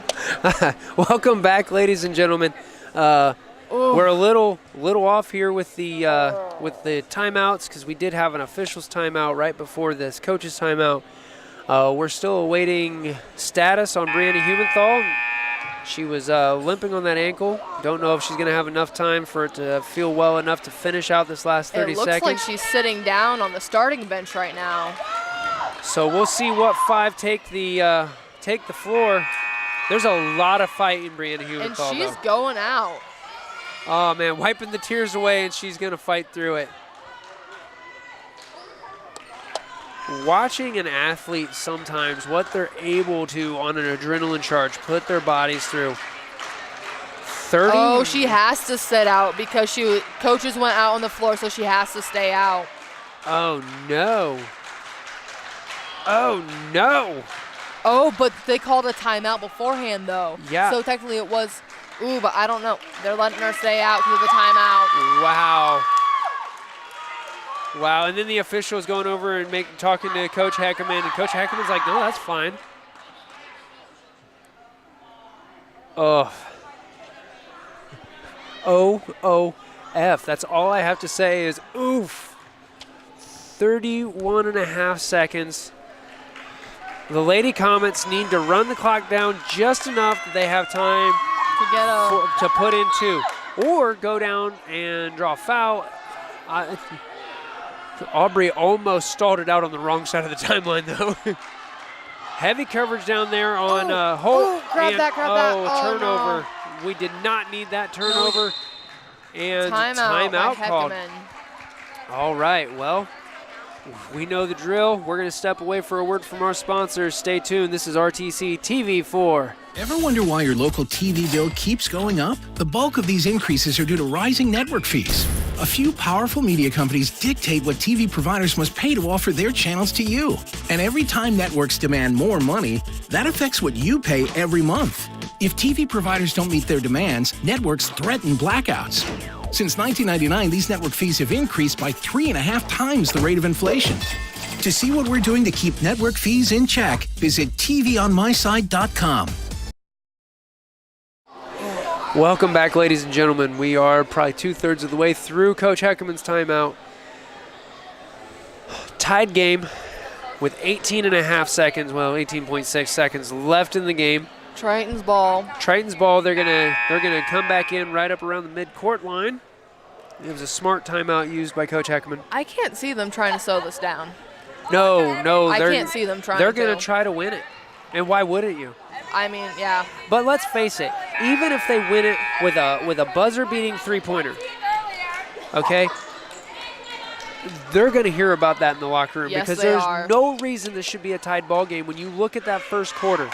When you look at the first quarter and a half, Triton was running away with it. And I mean, like, that just shows how much spunk Caston has this year. Absolutely. Absolutely. Because Faulkner taking her time across the timeline at the volleyball line. The Lady Comets need to force a turnover. They are holding it. That's surprising. Driving into the paint. That was a clean strip, but off the mark. And that was a Klingler, clean nothing foul. but ball. 0.4 seconds. That was out off of Triton, but that's not. Coach Helmet calling a timeout. 0.4 seconds. Wow. 42-42, Triton's ball. Stay tuned. There's a half a second left. This is RTC TV4. This broadcast is brought to you in part by these local sponsors. The lawyers and staff at Peterson, Wagoner & Perkins LLP are here to provide the highest quality legal and professional service to their clients presently and for the future. See a full list of services online at peterson-wagoner.com. Woodlawn Hospital, offering state-of-the-art care for Fulton County for over 100 years. Woodlawn Hospital is the area's healthcare leader. Comprehensive care from head to toe. Online at woodlawnhospital.com. Please support the local businesses that help us bring you this production.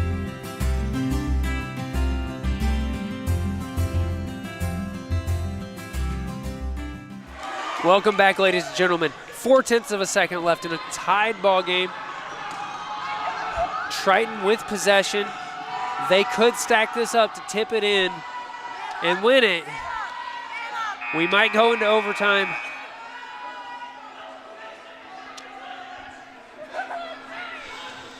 Caston could steal it and lob a long court pass. There's so many outcomes right now, and I'm just...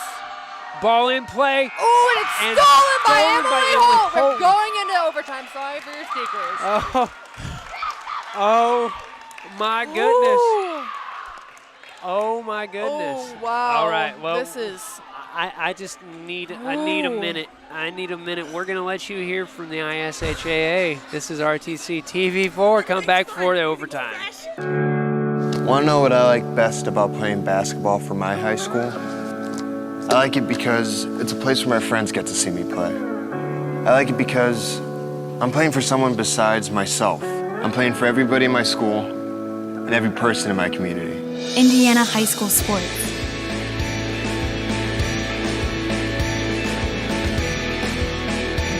They're more than just a game. Come, and see me play. Welcome back, ladies and gentlemen. We are getting ready to go into overtime here at the Crater. Ooh. Tied up, 4 minutes left. If people could see me right now, they'd think I was a crazy person, but it's okay. You can't see me. Well, the ladies and gentlemen at home now have been listening to me commentate for 3 seasons. They know I'm crazy. Oh, yeah. Yeah, I'm on my feet now. It's definitely a good, intense basketball game. I am willing every bit of energy that I can down to our ladies on the court. We got another jump. Let's see if Jordan can get this one. She didn't get it at the beginning of the She one, is at the but height she's- disadvantage. Yeah, Ball but tipped over to the Triton side. it looks Faulkner like the volleyball line. Oh, gamble by Emily Holt. Double coverage there. The ladies trying to steal it. We're going to go down Shot to an open up, 3. And it's In and out, and out. it's rebounded by Brianna Huberthal. Brianna Huberthal has a passes it to Aubrey Aubrey Degg Degg. just going to slow it down, set up her play. Smart move. Very smart. Bringing this game down to a tempo that can be easily managed. Don't do that. Oh, it would have been blues. Oh, okay. That was a foolish turnover there on the part of Jordan Klingler, but just gotta go kudos with it. for Just effort. gotta roll with the punches. Just gotta roll with the punches. Of course, we do have Delaney Groves out there. She is their three-point shooter. Don't touch it. And it's going Tipped our way. out of bounds there by Chelsea Johnson.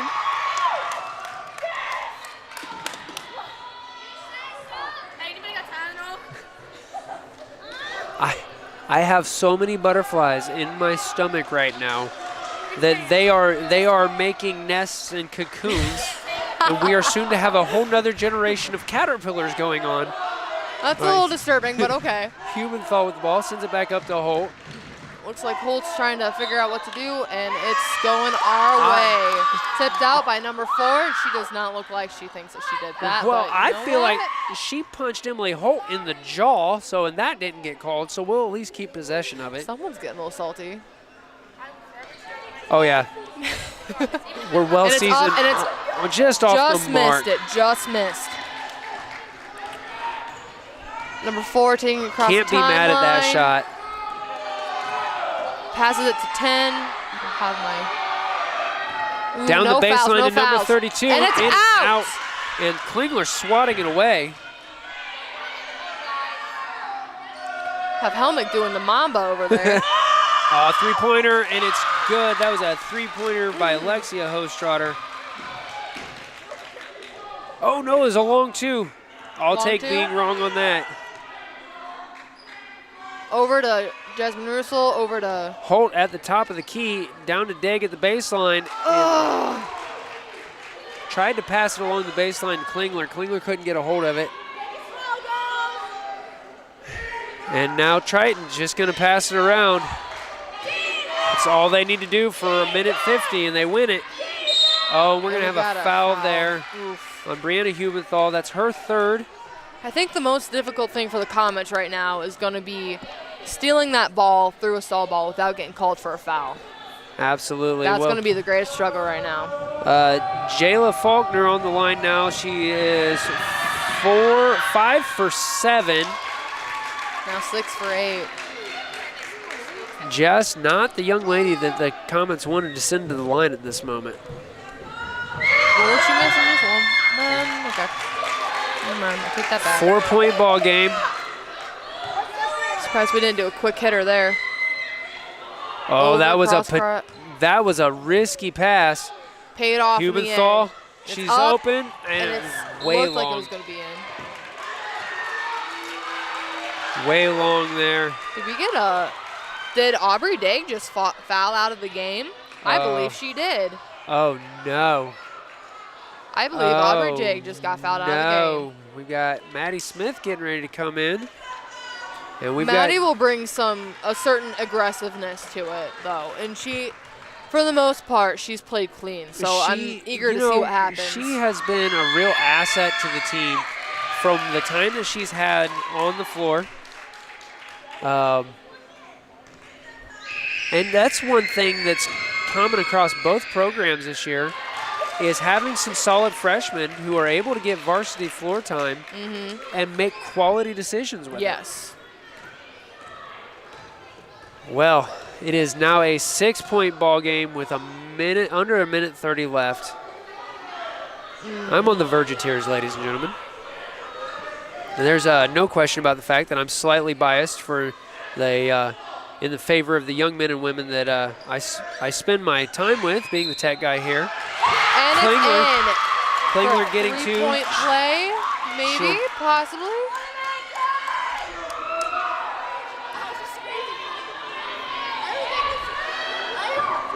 It is certainly not over until the fat lady sings, and I don't even think that she's in doing her warm-ups yet. I don't even think she's sitting there running scales yet, because Klingler can get the and one here, and then it's a steal and a 3-point play to tie it back up. She will. Not can. Will. I jinxed myself. I jinxed myself. That was just an unlucky rattle bounce. Oof. Holt playing heavy coverage. And Groves wrapping it up. No foul, Jazz. Jasmine's going to get called for that foul. But she was riding Faulkner's hip there, so I'm surprised she didn't get called for that sooner. Faulkner back to the line, and she's 4 of her last 5. And 10 for 12 all night, 11 for 13. These free throws are killing us. They are. They are most of the lead. And that shot off the mark. Well, here's the thing, though. The entirety of this 5-point lead. 3-pointer and a 2-pointer. Well, the entirety of that lead is Jayla Faulkner being at the yeah, it is. free throw line. It is. And my stats have gone all kinds of wrong in this overtime. As much as I've been trying to keep track of them, I'm more interested in what's happening on the floor. Almost a bad pass there. Takes it. Oh, that's no, not Holt take gonna it. send And it down to go the up, post. go up. That was a foul, ref.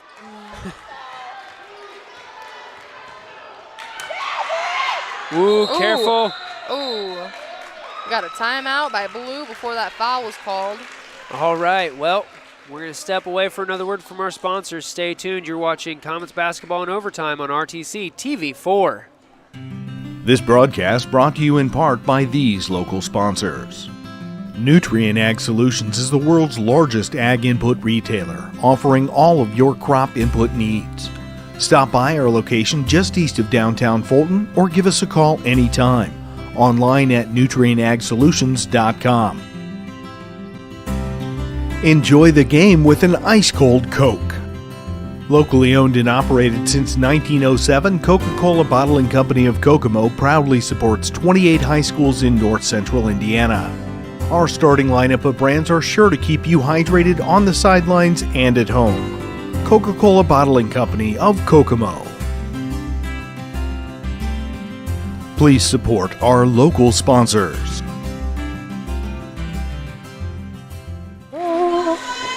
Welcome back, ladies and gentlemen. 23.7 seconds remaining. Very hectic game.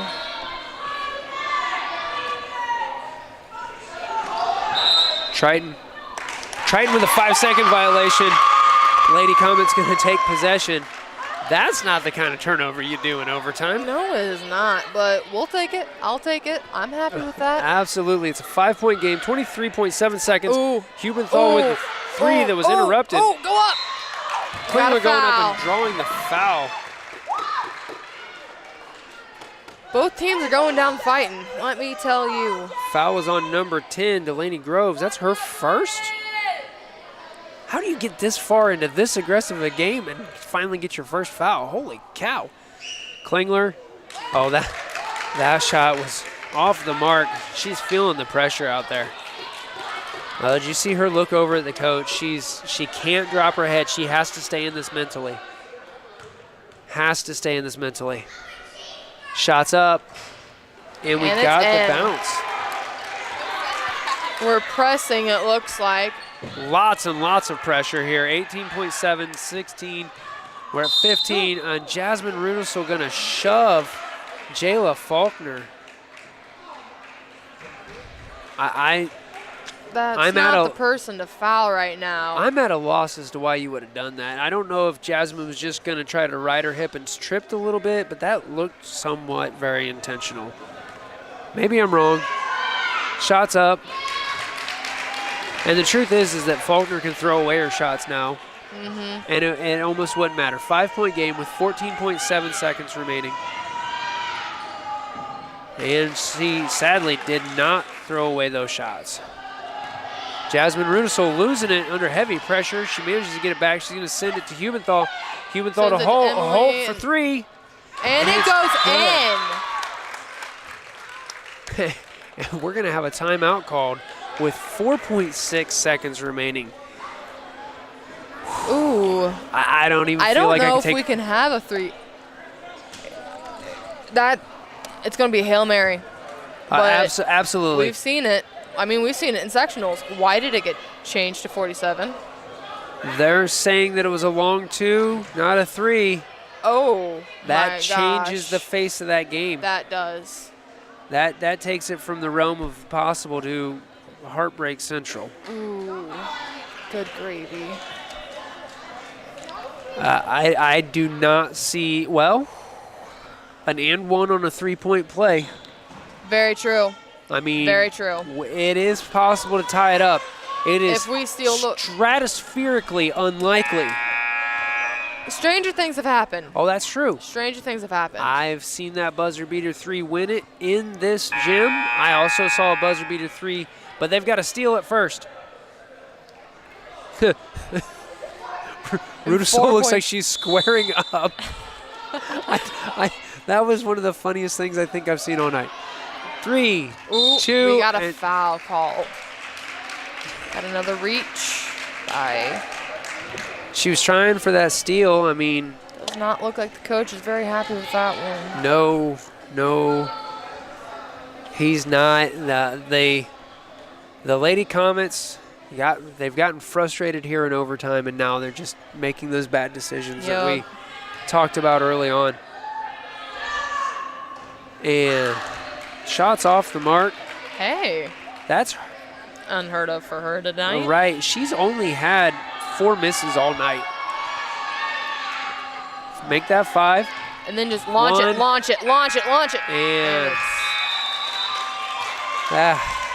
what a heartbreaker for the Lady Comets tonight, ladies and gentlemen. Such a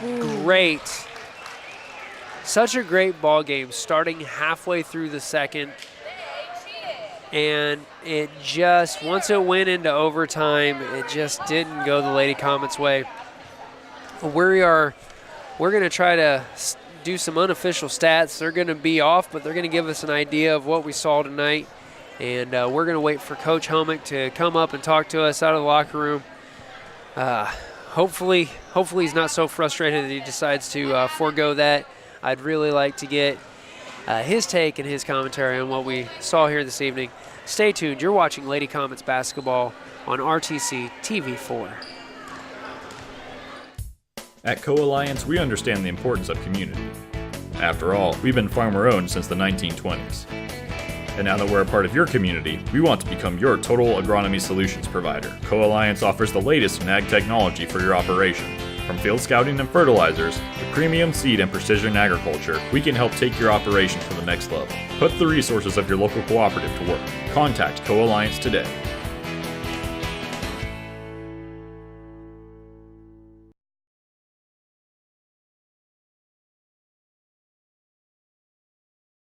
This broadcast is brought to you in part by these local sponsors. Evans Agency in Rochester, offering farm liability, farm personal property, and farm outbuilding policies. all customized to fit your insurance needs. Let Judy help you protect all of your possessions. Online at evansagencyrochester.com. First Federal Savings Bank is your local mortgage lender with 6 locations throughout North Central Indiana. Trust the professionals at First Federal Savings Bank. Online at firstfederalbanking.com. Please support the local businesses that help us bring you this production.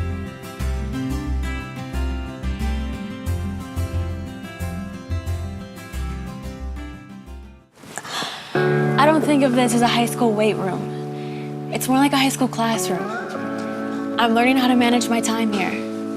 I'm learning that it's important to have goals and that it takes persistence and commitment to reach them. And I'm learning that the best way to lead is by example. Indiana high school sports. They're more than just a game. Come and see me play. There's been a lot of talk lately about net neutrality. At RTC, our customers receive the full and open internet and nothing less. We are not the gatekeeper, toll operator, or curator. A free and open internet has been the single biggest driver of innovation over the last generation, and we want that engine of innovation to live on in our customers. If you ever have a question about your internet service, give RTC a call. We are here for you.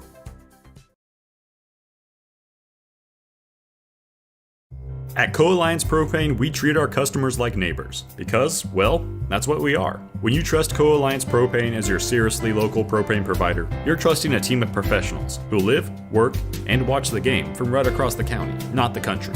A team that's close by and seriously dedicated to your safety and providing the best service possible. Find out more about Co-Alliance Propane's seriously local service and how you can get 50 gallons of propane free at coalliancepropane.com.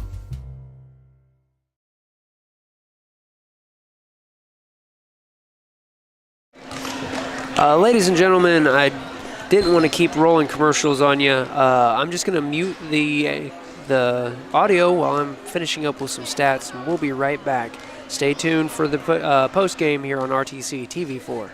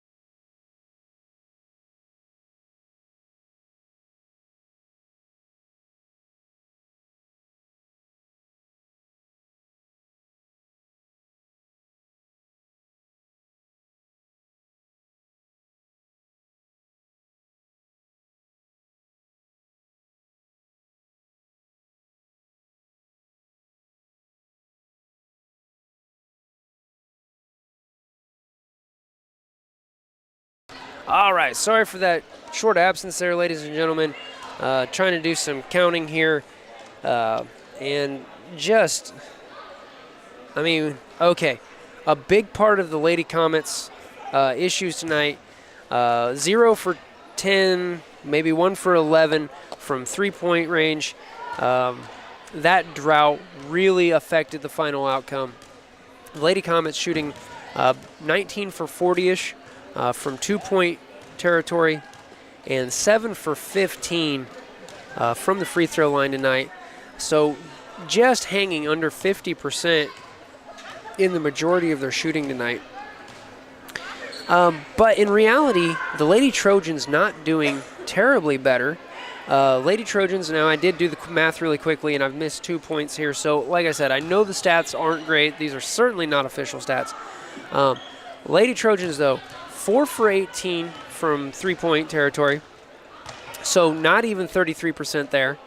10 for 30 from two-point range, which was actually probably 12 for 30. So shooting right at 33% in field goal range. And then 17 for 29 from the free throw line. So just over 50%.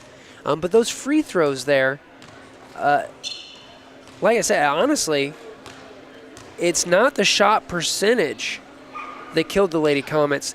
It's sending the opponents to the free throw line for 29 attempts. Out of those, they sank 17. And honestly, the vast majority of those belonging to Jayla Faulkner, who was at the line, I believe this was where overtime started. So 4, 5, 6, 7, 8, 9, 10, 11 times in overtime alone. And of those 11, she made 7. Oof. So she was either 7 for 10 or 7 for 11 from the free throw line in overtime. They haven't shut off the scoreboard yet. You can still see that score up there.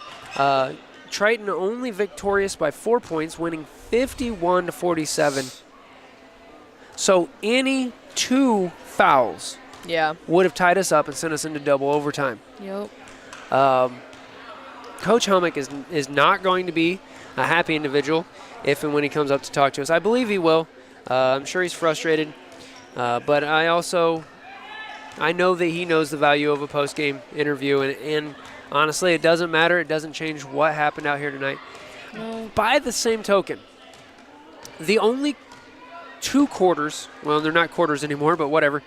The only 2 periods that the Lady Comets have any reason to hang their heads about. There's the first one. And then that overtime. And that overtime was just due to foul control. Yep. There were some, let's call a spade, Allie. There were some stupid fouls in that overtime period. There were. Whether they were intentional, whether they were unintentional. They still happened. I mean, you just got to. Yeah, but frustrations took over Jasmine for a little bit Rudisol, there. I think, if I remember correctly, she went into overtime with 1 foul and nearly fouled out in 4 minutes. We did, of course, we had 3 Lady Comets ended up back on the bench from fouling out. I mean, Aubrey Day, Sophie Jellison, and Lane Oliver. Lane Oliver really early. Yeah. Picked up 4 fouls within the first half. Yeah, and then I think she was out with, 3 minutes left in the third? Something like that, yeah. And just, and so that's 2 of our top 2-point field goal shooters and one of our best ball handlers. Now, fortunately, we are in no way reliant on any one individual. No. But by the same token, we don't have so much bench depth that you don't immediately start feeling. I mean, any one lady off the floor right now with your ankle injury, they felt that tonight. Yeah.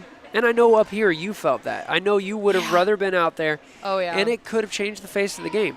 Number one, those, what am I looking at here? Yeah, that extra 2 inches you have on Jordan would have helped with the tip-offs. Yeah. Now, would that have changed anything? Who I don't know. knows, but there might be an alternate timeline out there where somebody knows, but we certainly don't.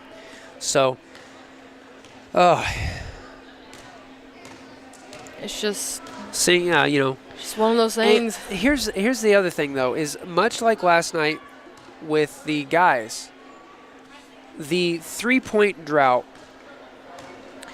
There weren't a lot of shots that we sat up here and said, why did you take that? There were a couple of wild ones. Brianna Hubenthal had one that she just put too much stink on. It went way over.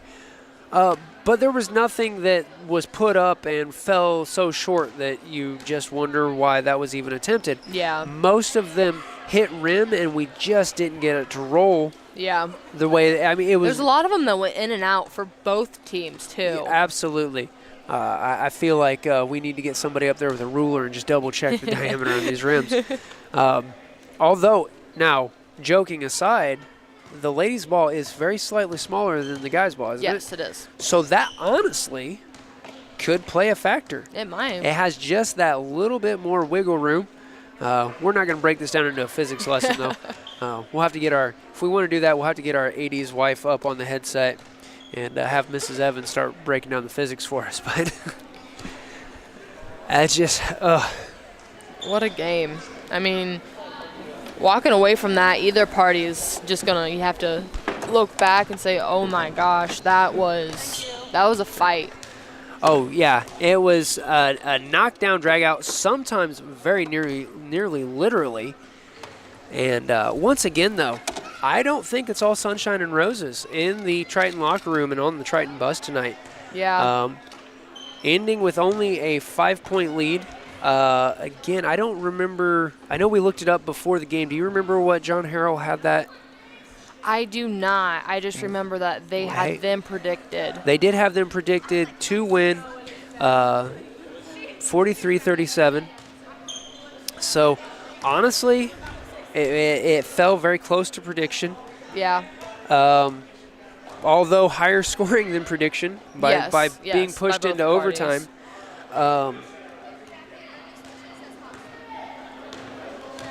But again, it wasn't for lack of effort. It was definitely,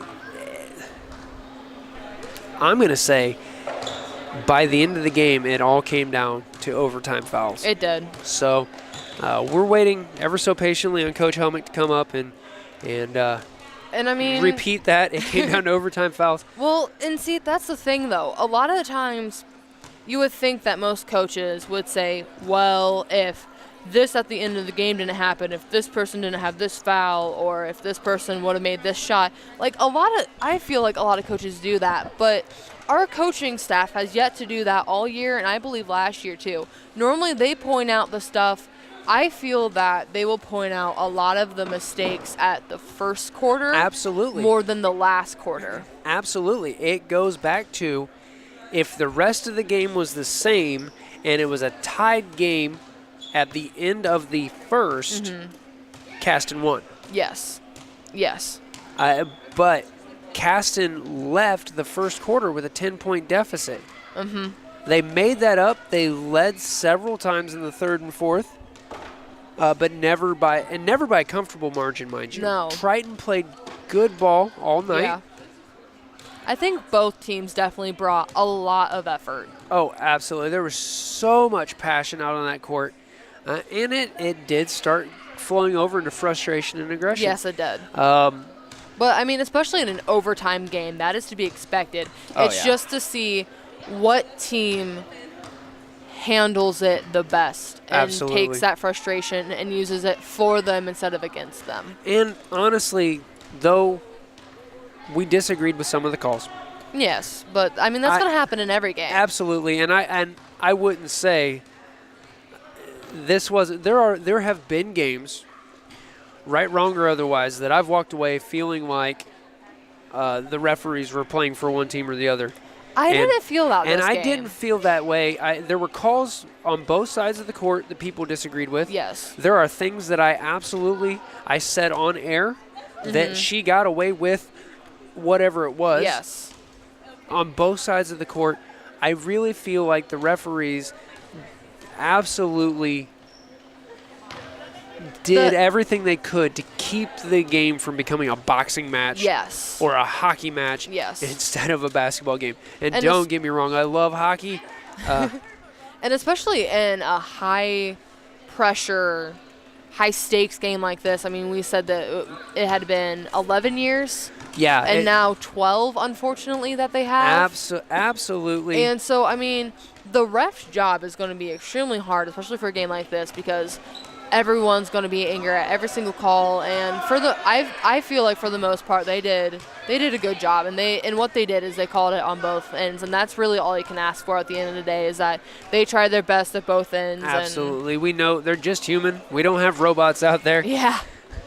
If we had some sort of AI just watching a camera feed and just lighting up a call, well, yeah, it might be more fair, but in some ways that would take some of that passion out of the game. Yes, it would. Sometimes part of the game is what slips under the radar. Yes, it is. I mean, like, sometimes it's like, oh, did you see that travel that got missed? Or did you see that so should have been a foul? And it's just, that's what you talk about. I'll tell you what, though, the face of the game, and I said this last year several times, because Brandon Kinzer really was famous for that kind of triple hop approach to the basket. But that doesn't get called as a travel most of the time.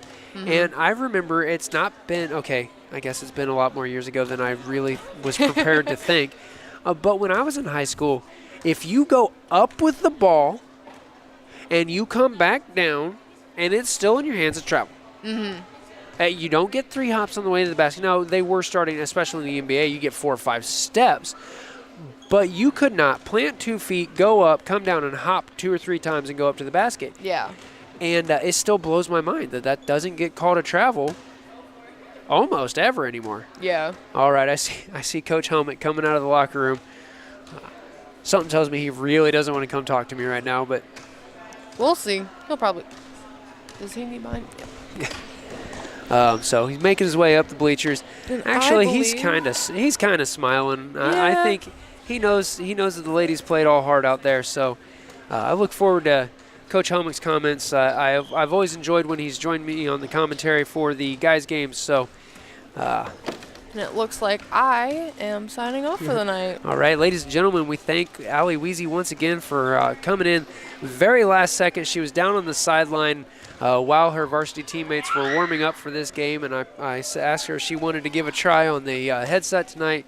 So hopefully we can get you for a few more games, Allie. Hopefully. Enjoy the rest of your weekend, and we'll talk to you later. Thanks.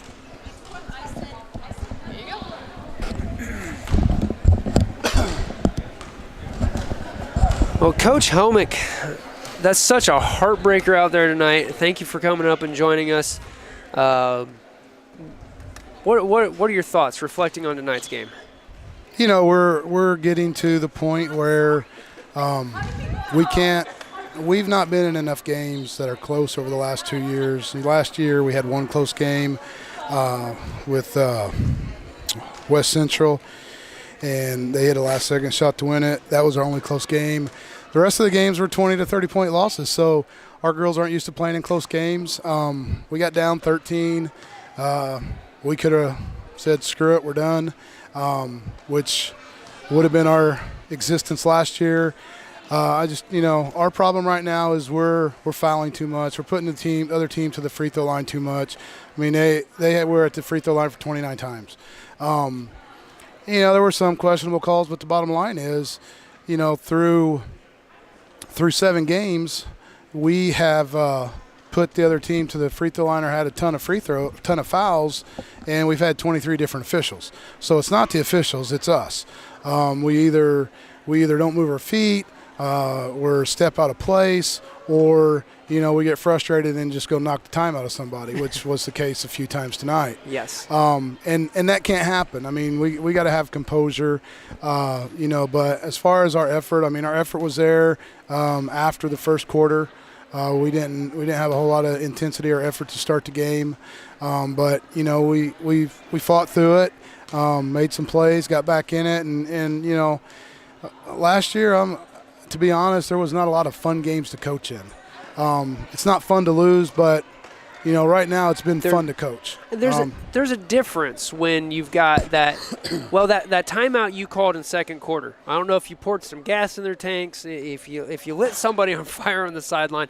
The girls came out of that timeout, and it was a different ball game from then on until the girls got they caught that that quick deficit going into overtime, and then the frustration mounted, and it just avalanched. Well, and that's what I told him. I mean, I've been at this long enough to know that when you get down a lot early, and you get back in it, you exert so much energy that you have busted your butt to get back in the game, and now you don't have any gas left. Right. Because you have to exert so much energy. It's easy to play with a 13-point lead. Right. But, when you're trying to come back from that deficit and then you tie it up, I knew we were going to struggle in overtime. We had 2 starters already on the bench with fouls. I knew we were in trouble from the standpoint of personnel. And, we still had a shot with about 45 seconds to go. So, we did some growing up tonight, but we just got to get over the hump, and we've got a tough stretch coming up with Pioneer and Knox. But, we just got to keep playing hard and work on getting over the hump. All right. Well, it sounds good.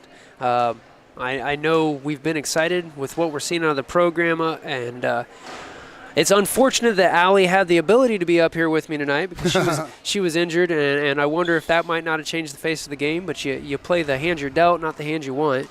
But she commented, it's more fun this season. There's more passion, and we absolutely see it. It makes for great basketball.